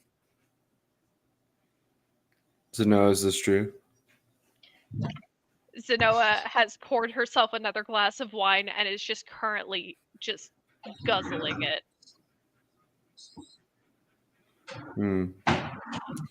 Well, how about we go on a little trip and you can prove it? Trip where? To where the imposter is. How about you bring this imposter to me and we'll create a highly publicized event where I can just beat the shit out of them in front of loads of people, and we could call it a charity event. Those are always rigged. No, nothing involving Camel achievement is rigged. Well, that's the whole problem, is that since this person is a duplicate bound and created by magic, held together inside of this pocket dimension, we don't know if we can bring them out. So you would have to go to them. And Zenoa reaches out again and goes, I beg of you, please do not. Just don't. I cannot physically take it if you take them into one of the stories and give them an endless supply of things to do in a never-ending loop. Please, there has to be some kind of end. Chamomile achievement and the time she punched herself in the face to save Faerun.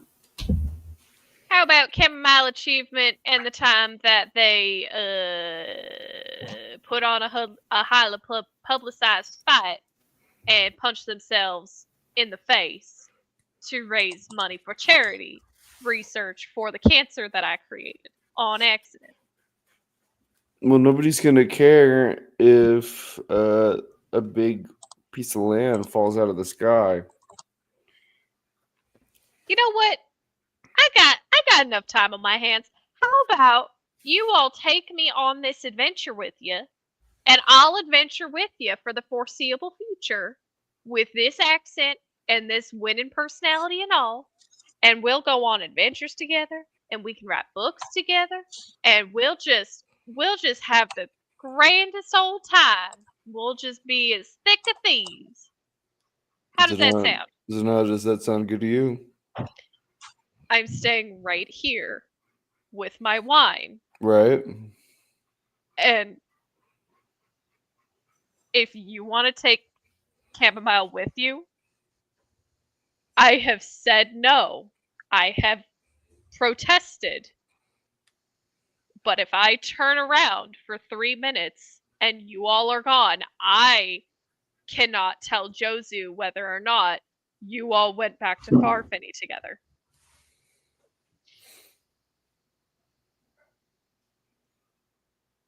You wouldn't have to stay with us forever. We know we would cramp your style. Oh, no, not at all. See, if I party with y'all, then that makes it seem like I can be hired on to other adventurers. And then I can continue adventuring around and finding more content for my books and my sequels. And then at the end of the day, I can just go on home to my lovely wife, Vanya. And we could live a lavish lifestyle in our little cottage by the river. Where is Vanya now? Oh, Vanya? She is in this lovely little cottage that she and I built together over by a river in a scenic little forest. And we just have the best little life. And Vanya has her own little flock of goats and flock of chickens. And she's just having a grand old time. And then sometimes she goes on tour. And it's great. And I love her. She goes on tour for what? Oh, she's a very accomplished dancer. She's a blade singer, I think she said. We met at the carnival, actually, that Zenoa and I worked at. She was great. She punched our boss square in the face. It was phenomenal. Put on the best show of carnival history. And then she and a bunch of her friends fucked off into the Feywild to save the world, I guess. You just wrote books? Well, I mean, I went on my own adventures because I was missing her so much, and then I eventually joined her. Well, no, that came later. And then I went to join her in the Feywild, and then I created the cancer. So a lot of these stories aren't real, but they're real. Cancer was the realest thing? No, they're real, except for the cancer one. That one's fictitious. But why are we making it a charity event and a sequel to it that you cured it? For the real cancers. And the sequel is to show everyone that there's hope. The hope that you created? I'm just saying. If you want to make sales, you gotta have an underlying story, and that underlying story and theme is hope. I look at Zenoa. I say, is there really a magic cancer out there or not? There's not. There's no magic cancer. Okay. You can incite me. I don't care. You can ask the cards. I don't care.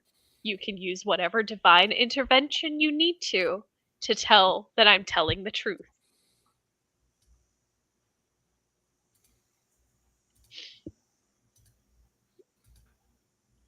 I believe you. Zenoa's telling the truth. How do we explain oozes then? Oozes are a natural part alive and a natural creature found in the wild, and they deserve just as much respect as any other lizard folk that I'm a punch in the face. They're part of the animal kingdom. Exactly. They don't taste good, but sometimes they're You gotta the cook them giant right. gelatinous, the giant gelatinous cubes sure do clean dungeons and other type rooms quite nicely. So they've earned their place in society, I'd say. All right, Cameron, well, let's go. Okay. Before we leave, I'm gonna ask, what was the fortune teller's name again? Zenoa. So Noah, can I ask her, can I do a reading for myself? Like pick up the deck and do it myself? You can try, but until I touch the cards or activate them, you won't get anything other than the blank faces.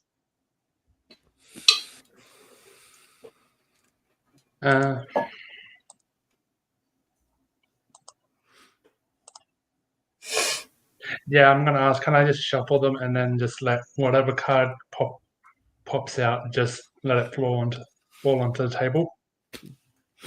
Sure. You shuffle the card, and you see one card pop out and land on the table. And it is white. And it stays white. So Noah, can you touch the card and activate it? And I want to see what happens. Of course. And she reaches over and she waves her hand over the card to activate it. And you see a depiction of a fish surrounded by 3 chalices. And she looks to you and she says, the 3 of Cups. I'm going to put the hagstone up to my eye and use another charge. Okay. You just see... looking at the card, not everyone else. Okay. You see quite like what was previously described. You see the stars and the constellations and the galaxies, and then you see it kind of shimmer across this card in particular, and you watch as the chalices turn into the 3 people that you are on this journey with, almost cartoonish depictions of them, and you see yourself in the middle, where the fish once was, and you can see that there are glittering scales on your hands and your neck and your forehead. What color are the scales? They are gold.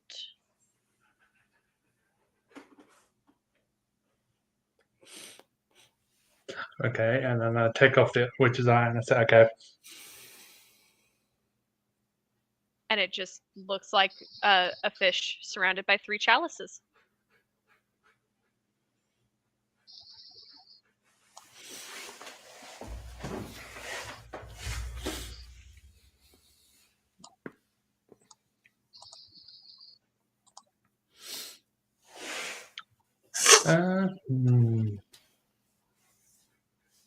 Yeah, he really needs the answer.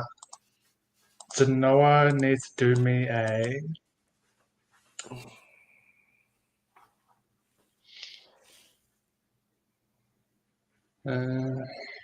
What kind of saving throw am I doing?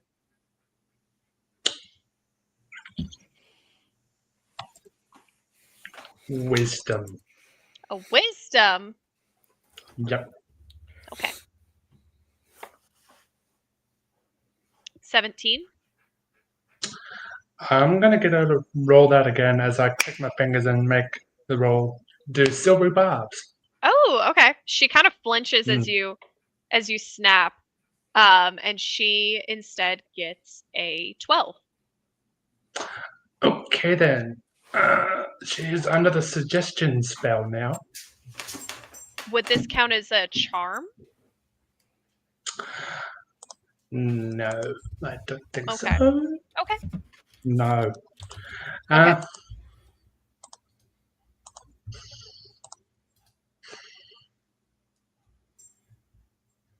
That is just a course of action described in 25 words or less. And then Kunda's going to say,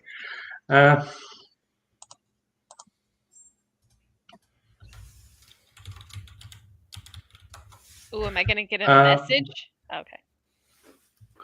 Yeah, with the cards, can you spell the name of my patron?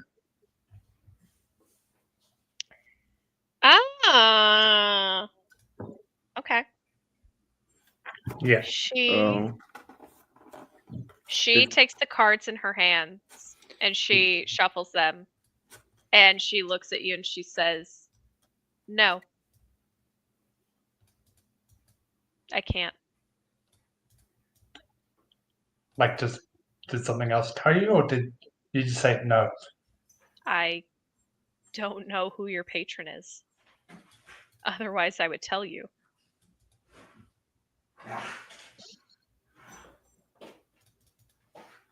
Wait, do you not know who your patron is? No. Oh.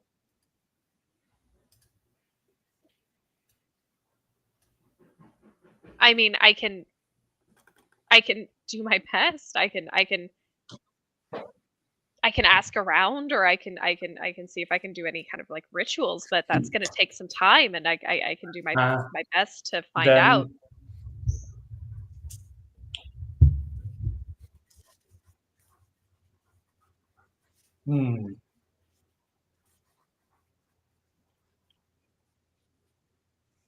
Then can the cards give me a hint? She kind of looks down at them and she looks back at you and she says, "Didn't they do that already?" Yeah, but I don't know what it means. The cards are up for your interpretation.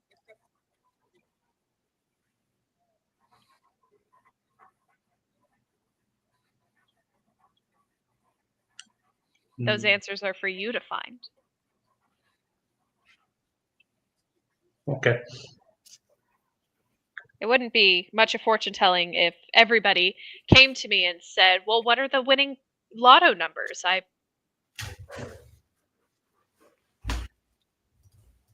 can't tell that. I can tell you who won the lottery. It's more for Dunamis Wizards. Oh, no, I can tell you who won Tuesday's lottery on Wednesday. Well, yeah. It's called looking it up. Mm-hmm. But yeah, Dunamis Wizards are probably going to be your best bet about the lottery tickets. They're all about probability. But like I said, I can do my best to find out what information I can. I would just need a few things from you, if you're willing to give them up. Yes. All right. I need a lock of your hair. I need some of your blood, and I need 10 gold. Sure. And basically, this is where I wanted to do a bit of more play and stuff because the party doesn't know. It's all plaited down to the floor, and he just undoes it Nice. and then just plucks the hair, and it's what was that character's name from? It's been a towel that really you see. It's just wild. It's long and poofy. Cherry bomb? No. No, the other one, the one that sells angel weapons. Oh! Yeah, her. Yeah, that's what his hair looks like undone. Okay. Yeah, he plucks it and then braids it back together and just puts each. Do I have? Yeah, I do have a dagger. And she kind of like reaches behind her into a cabinet and pulls out an empty glass, a wine glass, and like puts it in between the two of you. Yeah, and then I'm gonna take like a dagger and just put my thumb over it and just prick it. Mm-hmm. Do you want me to do a save to not take damage, or just? Is this information worth you taking damage, though? Would you take damage to find out who your patron is? Yes. Okay. Take 1 point of piercing damage. Okay, and then okay. I have exactly 10 gold left in my payout. Oh, just perfect. hand it over. Perfect. And she takes the gold, slips it into her pocket, and then takes the wine glass and swirls it so that the blood doesn't necessarily clot as fast. And then she takes the hair and she nods. And she says, I'll do my best. Okay.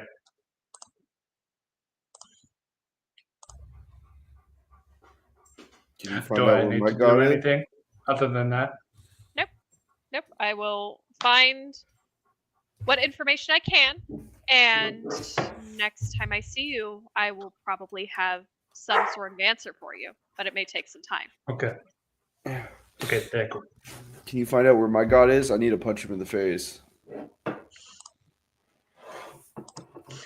Who's your god? Well, technically, it's the god of the giants. It's Anum. Okay. Annam. And why do you want to punch him in the face? Because he did the whole ordering thing. Okay. Need to punch him in the face and. Do you want me to find you like a scroll of wish so that you could bring him to our plane so that you can Honestly, that would be great if I could do that. If you can find that. All right. I'm gonna need some things from you though. Oh, we can figure it out later. Okay, so it's not a priority for you. Cut off some of my hair. It's not the hair. It's gonna need to be more than that. Okay. Cuts off more of his hair. Okay. Do you need a pinky? Why do I feel like you just have a random pinky somewhere in your pouch that you're about to give me? Oh, I was just gonna cut off one of my pinkies. It's Mordell. It's unexplained nonsense most of the time. I don't need a pinky to swing an axe.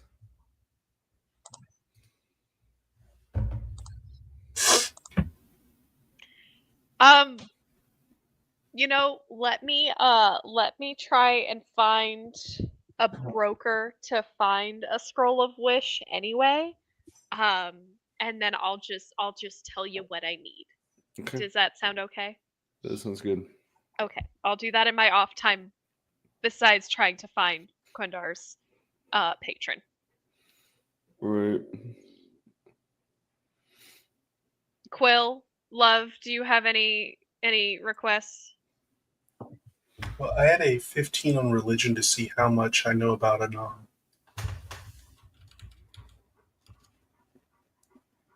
Dan, would you like to share about your god? It's the god of the giants. Zanom, the All-Father, progenitor of the worlds. He basically wrote about the ordaining and passed it down to the giants, and then he skedaddled. So there's not been like any clarification about the ordaining or anything. It's just what's been passed down. I think he's like in a summer home somewhere. That's why I want to find him so I can punch him. And just be like, all right, you need to clarify some things for your kids down there because they're fucking things up. They're fucking shit up. But yeah, that's why they think my surrogate father thought all these letterings all over me were kind of passed down by him or something. I don't know. And like I pointed at all the runes that are just like etched into my skin.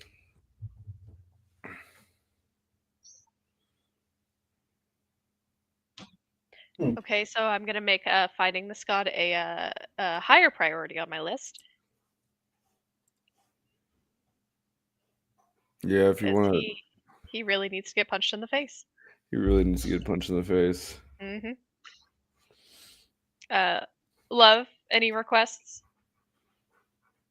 Any deities you want to punch? Love has been like leaning up against a thing, whether it's a table or bookshelf or something. 1,000-yard stare, one hand like strumming fingers on the face of the mask, and she kind of like snaps out of it and goes, hi, sorry, requests? No, I think I have enough on my plate right now. My quest log is a little full for me, so I think I'll come back at a future point with more questions, if that's okay with you. Of course, I'm always a resource that you can use to help further your adventures.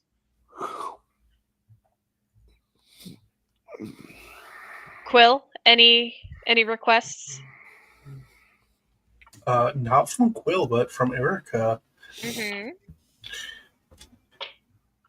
For Quindar's patron to be connected to the fact that at a certain point in Quill's past, he was investigating a case, and it turned out that a demon was actually like haunting a family. Mm-hmm. And he was trying to like exorcise the demon to get so they could live in peace. And that demon beat Quill. And the whole family was killed. Mm-hmm. And that is the thing that drives him, is that constant regret and failure. Mm-hmm. So the fact if those two things were connected somehow,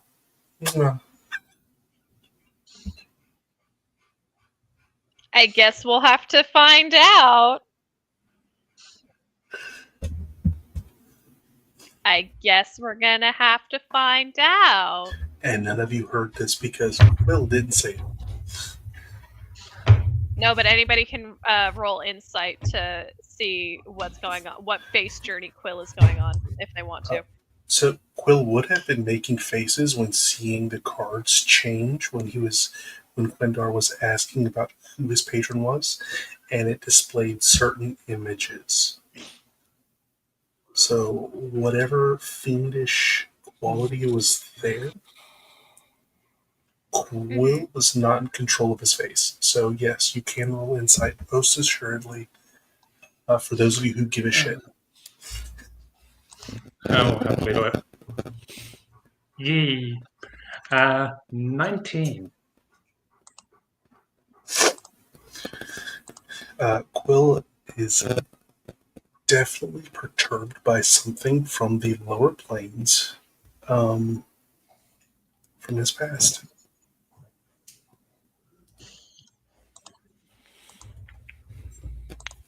And Quindar can use that in any roleplay sense.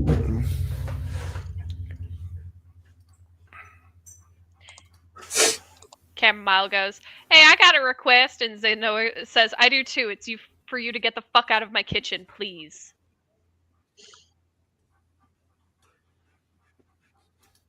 Just for dramatic effect, I point towards her and cast command. Another wisdom saving throw, please. All For right, chamomile achievement. for the chamomile achievement. How does a nat 20 do me? I was gonna say leave. Just command her to leave. Chamomile just like walks up to Quindar and goes, "How about we all leave and we go on a lovely adventure together that brings us closer together as people and as friends?" Yeah, Quindar, stop roofing people. It's not cool. Yeah. Yeah. Not roofing, I'm just commanding her. This It's guy like is. a magical roofie. Almost. Yeah, it's a magical roofie. Yeah. See, Mordau, I didn't think we'd get on the same page with this, but I'm pretty pleasantly surprised, I must say. Hey, Quindar, how's about try this one instead? Miss Achievement, after you. I don't quite call into politeness, especially when it's been misgendering of me. Yeah. I'm gonna stand right here until some other fucker goes before me. That's what I'm gonna do. I got just that walk out of the room. oppositional defiance disorder. Yeah, Love Let's walk out of the audibly room. rolls her eyes. Like, you can feel the grinding noise of just across, and just thump, thump, thump over to the door, pauses, and turns back and goes, "Hey, Zenoa, Yes. thanks," and then walks out the door. What the fuck up, Connor? You holding that. I did. Take an inspiration.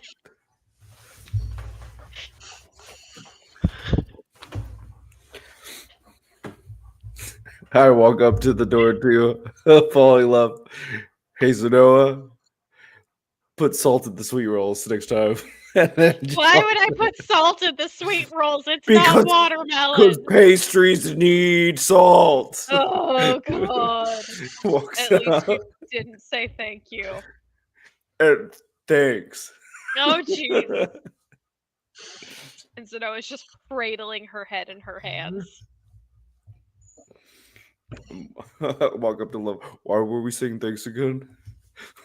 Oh, it's kind of like what species is Zenoa? Zenoa's a half elf. A half elf. Okay. So it's common in like the Fey courts, that usually when you want to leave because leaving can be really, really awkward, it's really like kind of one of those things where whoever gets the last word in there holds the power for the next time that that group then meets again. And so a common technique used by half elves and other people in, like the Fey court related things is to give a non-disputable exit, which usually the most kind thing you can say is thank you.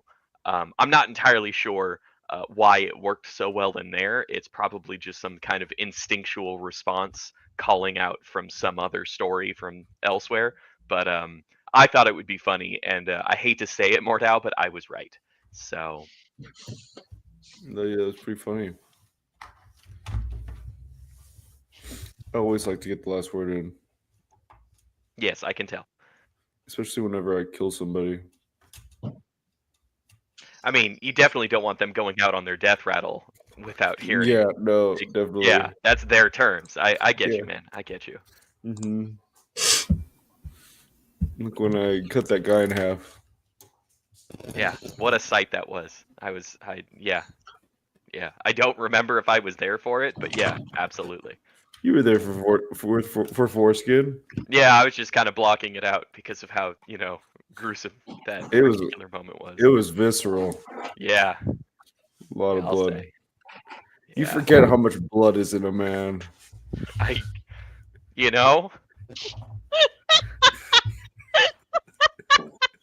Yep. And Love just pats him on the shoulder and just keeps walking because I don't. Oh god.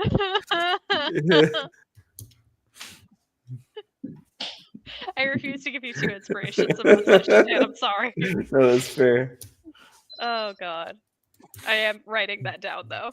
That was a good one. Oh Yeah, goodness. love. How Yeah? much time do you spend in the Fey Corps? Oh, that's where I just came from. Yeah, I was actually sent there by my super secret organization to help with some negotiations. So I just came And from. you said thank you and left. Yes. Oh no. Oh yeah. Just start walking away. Okay.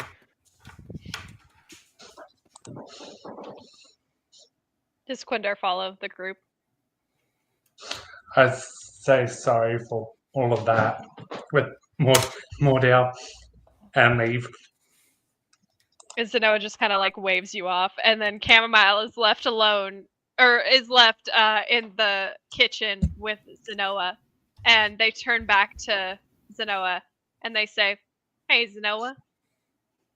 And Zenoa goes, "Don't you dare fucking say a Chamomile achievement! I swear to the gods above and below." And Camp goes, "Thanks," and then just walks out.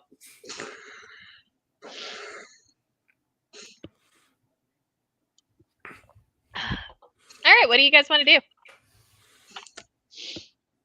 All right, let's go in a book. All right, Yep. we're going in a book.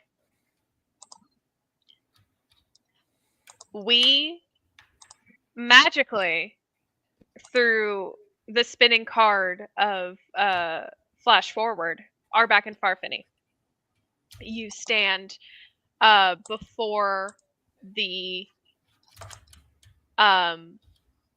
books that remain on their pedestals, and you can see one of them glowing faintly. It is the book that has the dark blue cover. Let me Is it Or the sorry, same the one ocean from blue before? Hmm? Is it the same one from before? It's not the one that you guys just came from, which was Borealis' story. This is the one next to it that has a ocean blue cover. Let me clarify. I told Chamomile to keep her eyes open whenever we were teleporting. Perfect, thank you. Cam's gonna go ahead and roll a Constitution saving throw, and Cam vomits all over Mordau. I use precipitation and just spin it and just flick it out the window. Aw, now that's kind of a fun parlor trick, but that ain't that fun. That's so It comes in embarrassing handy. for you. Oh no, I've been in worse situations. That ain't nothing. A little vomit ain't gonna do nothing against my reputation, I swear. No, if you listen to me. Oh, yeah, no, me trusting a stranger that I just recently met, who I met by getting punched in the face by, definitely will harm my reputation. But good thing to know is that I don't give a fuck. Don't worry, I don't have ghostwriters. I'm not going to be writing about you anytime soon. Oh, I'd sue you if you did. Now, where the No. fuck are we here? I'd probably say your different name, like Capricorn, Disillusionment, or something like that. Oh, Capricorn Disillusionment is my mother, actually. That's great. God. Terrible. How'd you know? Just I had a bet you feeling. can't guess her zodiac sign. Is it a Capricorn? It's a Taurus. Okay. All right. All right. We're gonna go over here by this glowing book. Well, I don't need you to treat me like a child. I'm a fully grown person. You asked me what, and I'm telling you. I'm just. And we're gonna read. And I just say this, Mordell, just shut up, please. You've done enough. Says the guy that was magically roofing people. Wow. Cool. Wow, I can see I was why this helping our party friend doesn't out. work so well together. Yes, 100%. Surely nothing bad could happen with this kind of group. Absolutely nothing. Absolutely nothing. Is everybody good? All right. What are we doing? Quill, Love, you guys ready to jump in on there? Do we know the title of this book? You don't. That's actually What? a really good point. Do all of the Yeah. books, are they blank covered? Just colors? Yeah. Okay. But we I mean, can you read can roll an through 'em. investigation check on them. Remember the last one we could read through before we went in? Yeah. This one you Yeah, read it out loud. I'll do a bit of an investigation on this. I'm not touching the book Sure. yet. Just a visual. Okay. Just a visual. I'll help you with that. Give it your advantage. Oh, cool. Thank you. A nat Thanks for the 20. advantage, my dude. Hey, yo. That's And a a nat 20. 23 from Quill.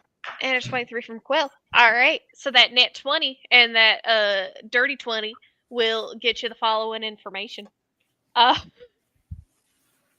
I'll stop talking with that accent. I That's don't know Cam telling us this. Cam's giving you exposition. I promise. You look at these books, and they just appear to be normal hardcover books. They are one uniform color across the entirety of their front and back. There's no indication about any title or author on any of the covers. I'm gonna look. Is there like an book of knowledge? Is there like a blurb on the back of it? Nope. And there's nothing inside, or is there the words? There are words. You just don't read them out loud. That's how you were able to see in Borealis' story the outline, including the illustrations of her story involving her going to the castle, her setting the castle on fire, and then her living a lovely life back at her lighthouse, gardening out front.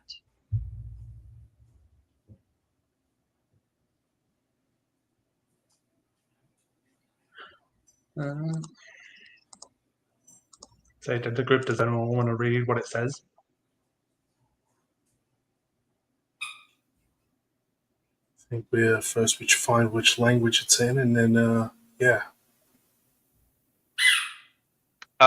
Love will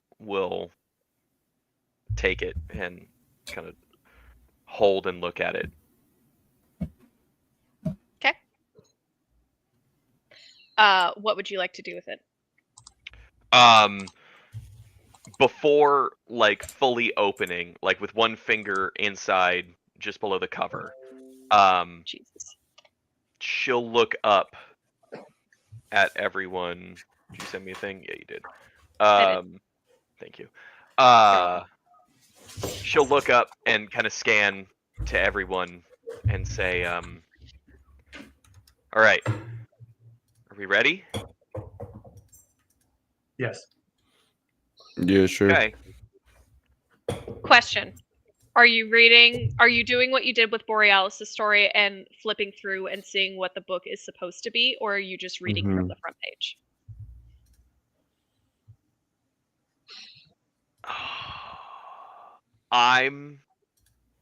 Okay, hold up. Player knowledge versus character knowledge. Yeah. Player knowledge would strategize and say yes. I would jump, do what I do with books quite frequently, which is I will read the very last paragraph before I even start the book, right?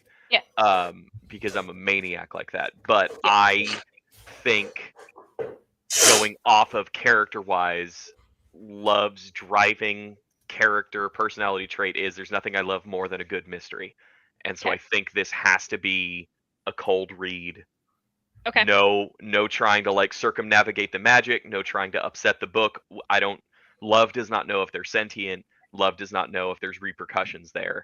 But that is a way to check a variable from Love's perspective. So that's just right inside the cover, flip it over, first page, finger on page, and starts to read.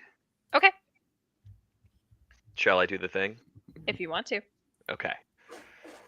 Once upon a time, there was a wealthy man with a large ring of keys. Oh, fuck.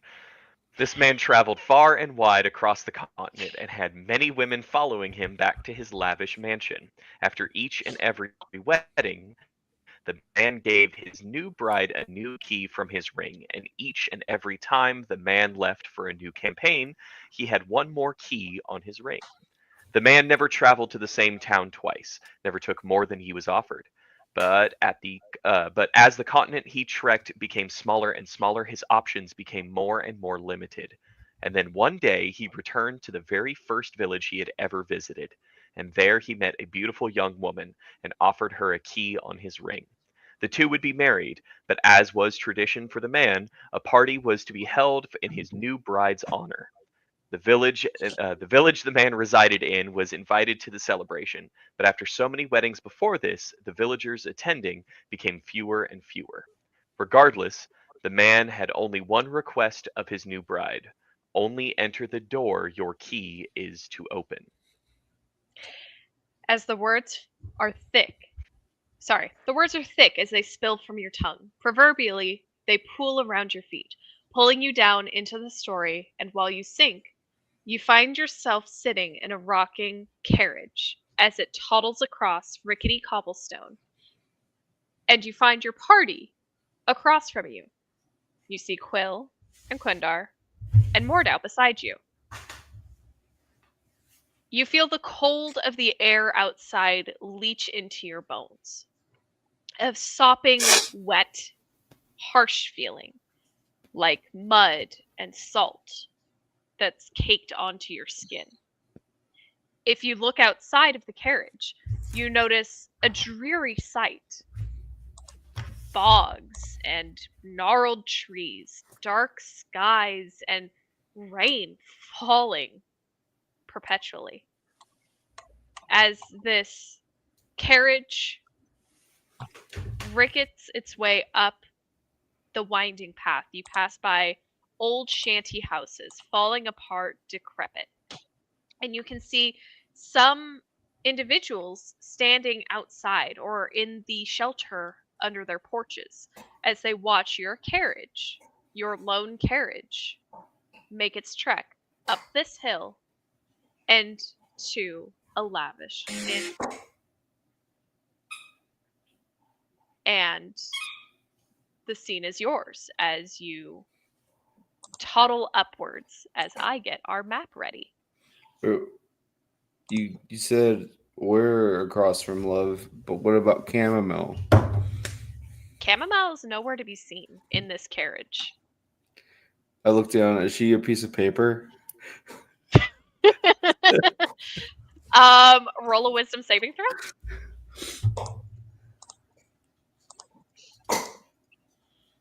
Let's see.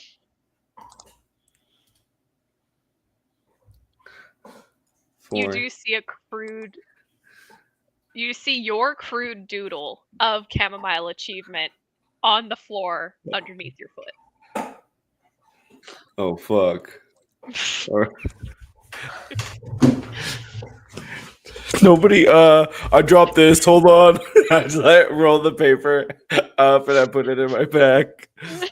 Chamomile should be around here somewhere. Are they pulling the wagon? Maybe. Who knows? You stick your head Chamomile, out? are you out there?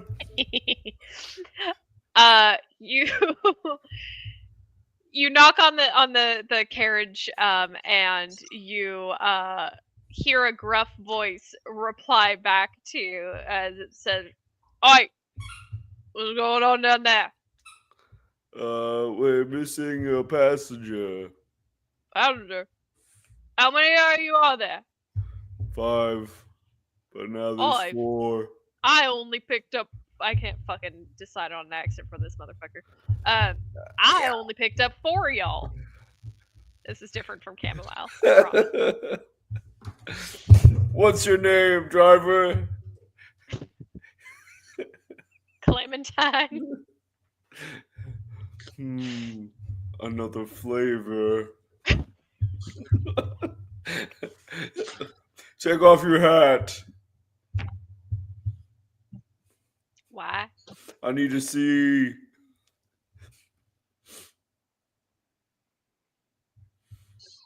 You need to see what? You see if you have any horns. You gotta buy me dinner first? Will depend on what's under the hat. My hair is what's under my hat. Are you tricking me, chamomile? I don't know what a chamomile is. That's what chamomile would say. I don't think that's something that a normal person would say. Well, Except for me, who you does not know never what a chamomile is. You never met them before. No, I haven't. How about you tell me about them? They're an awful person. You don't want to meet them. Oh, like how bad? We could share bad person stories on this long trek up to the mansion. They created magic cancer and they lied to everybody about it. What's a cancer? It's a thing that you can't get away of. I'm just going to be role playing. I'm just going to ball up a sock and just shove it in Mordau's mouth. Hey, where'd that feller get the sock? I puke on I just have Quindar. socks. I puke on Quindar. I just clean that up and just toss it in his face. Hey, can y'all do me a favor and not vomit inside of my carriage? I would greatly appreciate that. I gotta do other stuff. Sorry, I can't help it. My friend here, he likes roofing people, and it makes me get a little bit sick every time I see him do it. Oh, that's kind of rude. Why would somebody do that? I don't know why. He just does it in the middle of a conversation sometimes. Oh, that's real fucked up, I'd say. I agree. Yeah. Well, hey, we're getting all on up to the mansion here. Y'all got any questions? Drivers answer questions. Well, I guess I moonlight as a tour guide to bring in some more income for my wife and kids. Is this a guy that owns this house that travels a lot? Yeah. This is Captain Roche's place. He's a captain of the Queen's naval fleet. Yeah, he owns this place. Yeah. Having a party tonight, I guess. For his marriage. Quinda's going to ask, what's with the scenery? Oh, yeah, this is a Neverclear. You got Everclear? No, it's a Neverclear. Neverclear. I got Everclear in my flask, but that's only for special occasions when I need to drink to forget. Is that special occasions or is that more common since you have it in your pocket? Listen, any occasion can be a special occasion if you make it special. That's the spirit. Can I have some? Sure. He passes through like a little sliding window in the back of the carriage, his flask of Everclear. Yep, that's it. Yeah, Cool. I know. Brew it myself. Quill, you want some? I've got my own, thanks. Oh, you got some Everclear in there too, feller? And you ain't sharing? It's a small flask. Yeah. Suit yourselves. Anyway, we're pulling up here. Now y'all don't get too crazy. I'll be back at midnight to pick y'all up. Sound good? Midnight? What are we Yeah. turning into pumpkins? No, but I'm usually too drunk to drive after midnight, and I like to try and be safe on the road so I can get back home to my wife and kids. You shouldn't drink and drive if you've got people that care about you. Oh, they're made out of straw, so I don't think they really count as people. Okay, that's weird, but I understand the Everclear part now. Hey, Here you go. I won't tell you how to live your life, feller. 100%. What does our driver look like? Your driver looks like a driver. 2 eyes. No, what is he human or? He looks like a giant leather coat with a little tiny bowler hat, all scrunched up shoulders and gloved hands as he drives the horses up this path. Any distinguishing features? Roll investigation.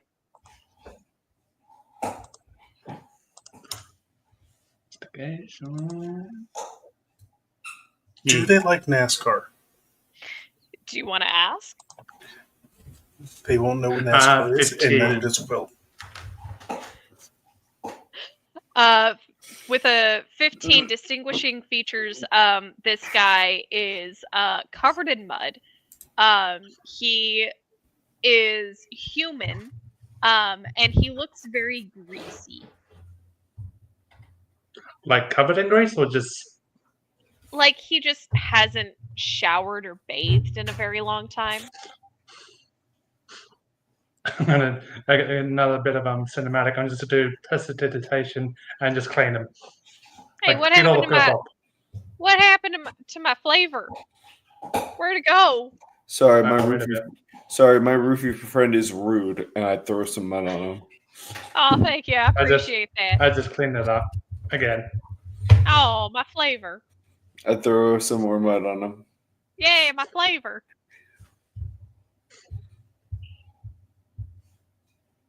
Anyway, yeah, here you go. And he pulls up to the front of the house into a nicely tiled, like stone tiled drive. And you Here's see the tip, and I throw some more mud on him. Oh, you're the best client I ever did have. I hope to see you before midnight. Oh, okay. Don't tell the wife. Oh no, she knows. She knows about my proclivities. She's okay with it. We've talked about it. I have her consent. She knows that as long as I'm happy and I just come home to her at the end of the night, that's all that really matters. Mm-hmm. Okay. Mm-hmm. You said she was made of straw. Yeah. And Don't play with matches. What you trying to say about my straw wife? Is that a threat? Yeah, is that a threat, Quill? I That's better fucked not up. ever see you again. Quill, Sir. It was a firm warning.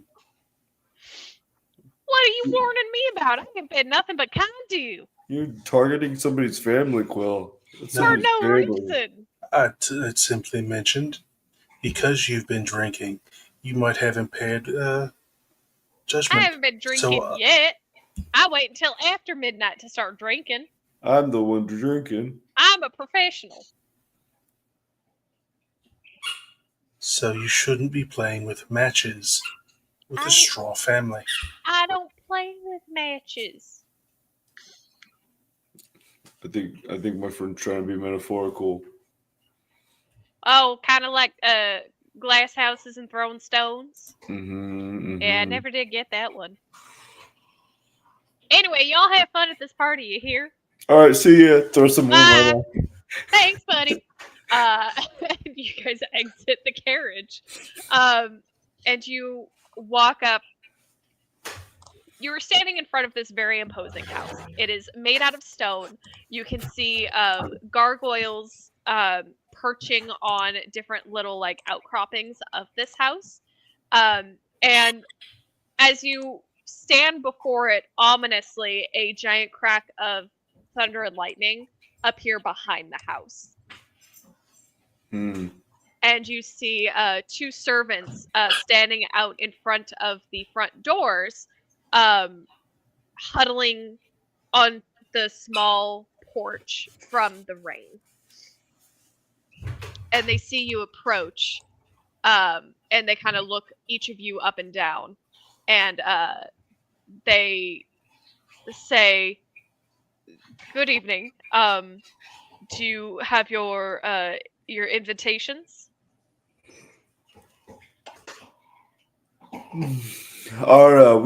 are SVP'd with the captain. No, we need your physical invitations. This is a private event. The captain said that only those with a physical receipt of invitations can come in. Exclusive party. We No. were invited to this wedding party privately by the captain. And if we don't get in there, it's going to be your asses. Listen, Can I dude, check in my pocket? We've been through this before. I have. And what are you looking for, Connor? I'm looking to see if I have an invitation. Okay. In Roll my- investigation. Quill, roll investigation.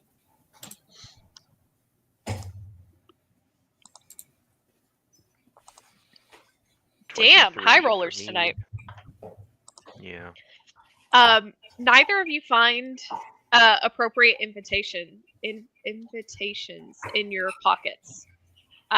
You see, you find some spare change. You find a few different kind of like scraps of paper, but nothing that denotes entry to this party. Amongst the many other things that I find in my coat, I have a half-eaten Snickers bar. It is decidedly a Snickers for copyright. Mm-hmm. Okay. I'm just going to go ahead and finish my Snickers bar. Okay.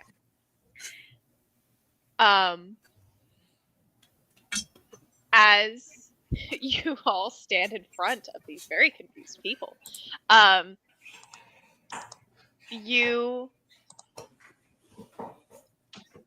see these two servants look to each other, roll their eyes, sigh dramatically, and kind of one of them comes up to you guys to speak under hushed whispers, and he says, "Look, okay, as long as like some people actually showed up, I guess like we can overlook the whole like no invitation thing. How about listen, there are some name tags in the hall. Just go in, pick one, and I like enjoy yourselves, I guess. It's gonna be a long night for us, so just like yeah, just have fun. There's food, there's drinks, I think there's a band in there, just just I guess come up with a good cover story. Much appreciated. Yep. Very low key. Uh-huh. Yeah, sure. And he kind of like bows half-heartedly and allows all of you entry. And you step into this house.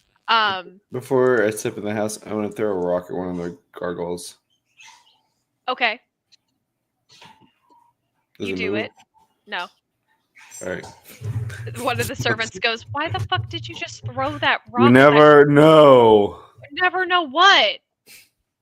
Exactly. I'm just Okay. looking. All right.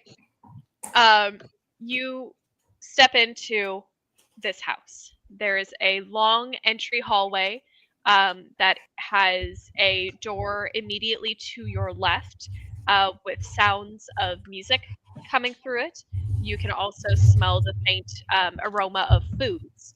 To your immediate right, there is a long table that has a selection of name tags on there for you to use. They're each written in a very delicate scrawling hand, and you can see a open book to the side of it that you notice is like a well wishes book that people will have at weddings. You can see that all but one of the lines of this entry book is blank, and you see the following names displayed on these name tags. You see Yuk Sud, former captain of the Sparkly Barnacle, Gabriel, current captain of the Sparkly Barnacle, Sir Medulla Oblongamba, Lady Betty Ragamuffin, Bay Nalian, Sir Walther D. Pidley, Lady Palm Monell, Captain Cleo Taurus, Chamomile Achievement, Hero of the Realms, Lady Vanya, and then you see one name tag that has a scrawling name written in a different language, and you see right in the middle there is a missing space for a name tag. What's the language?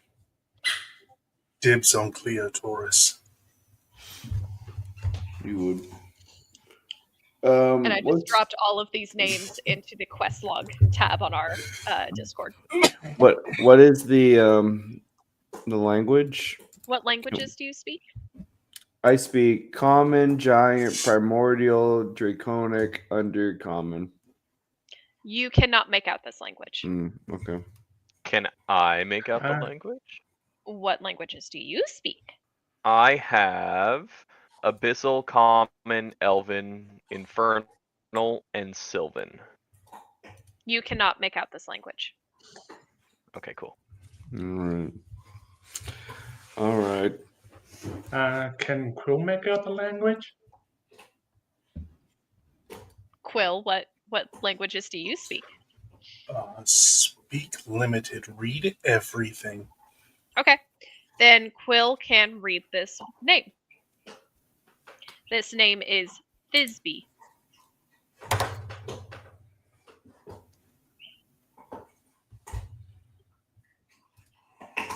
So I'm going to off a spell slot real quick. So for the next hour, I can read everything. Okay.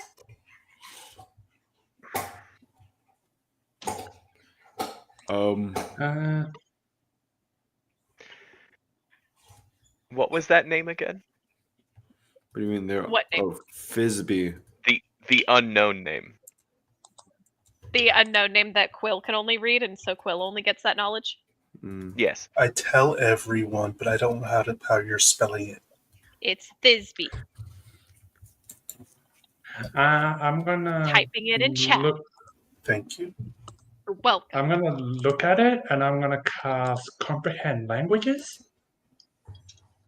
You can also read this name now. What language is it in?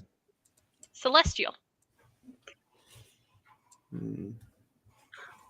Gross. I'm like, okay. I'm like,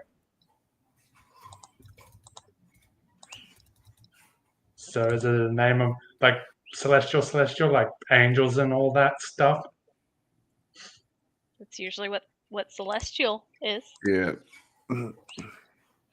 Yeah, I'm gonna say them all down.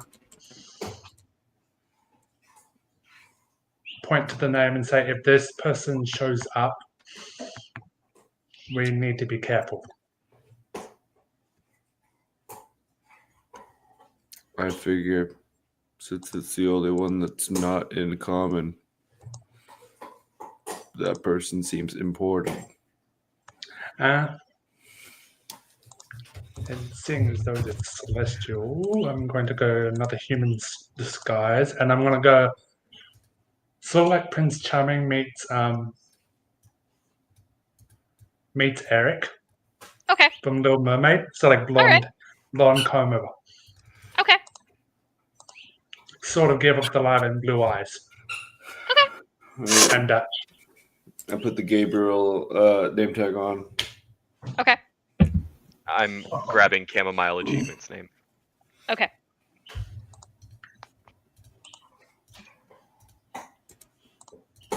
So because of the spell, sorry, let me just read it. So, comprehend languages. For the duration, you can understand the literal meaning of any language that you can but you must be touching the surface on which the word. I'm not sure. I can understand it, but I can't speak it. Yep. With comprehend languages. Yep.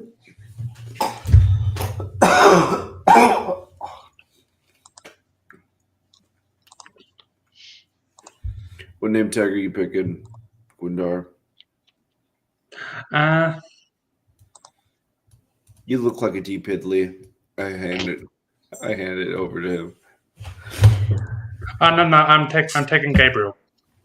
I already have that on. Okay then.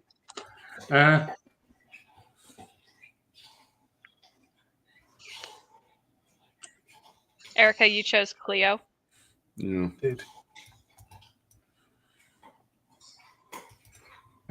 Yeah, I'm gonna do so well. So Walter, it's to a Drows standard. It's a title. So Walter. Perfect. Okay. Awesome. The floor is yours. You hear music from the room to your left. You don't see anything ahead of you, but you can see that it is very lavishly adorned with vases and art and flowers and just general kind of like wedding accoutrement, banners and ribbons and whatnot.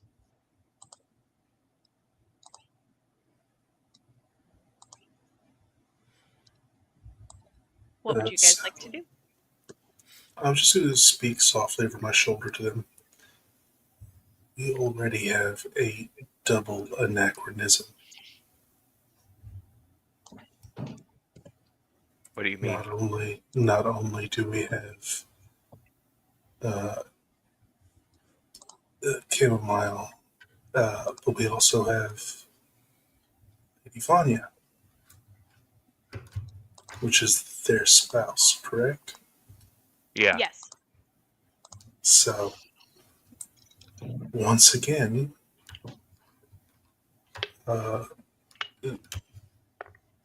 they are injected into this place. Yeah, I mean, we came in here with chamomile. She's got to be here somewhere. I'm actually probably right here, wearing guys. That was a little No, joke. the actual. Fucking nerd. Right. I will say the quill. If this beast shows up, that the hagstone can help see if they're actually human.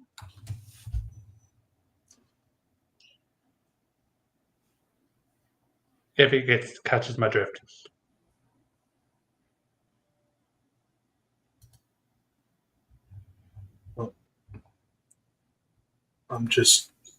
We already know we've got two things out of place already. Yep. So, find anything else that sticks out. You Okay. hear an absolute caterwaul of what very few people would consider a musical note blurting through the majestic piano work from the room to your left. Is that jazz? It is not. It is from a bagpipe. Scottish jazz. God damn it. But I was gonna say before I put on my disguise and stuff, so we can. I put on my disguise. If I've got one more use of the hagstone's thing, and I'm gonna put it on my eye. And as I put my disguise on, it's now a monocle, whatever that is. Monocle? Okay. Yeah. Okay, good. And I'm just going to use it just to see if there's anything off. You don't see anything abnormal about your surroundings.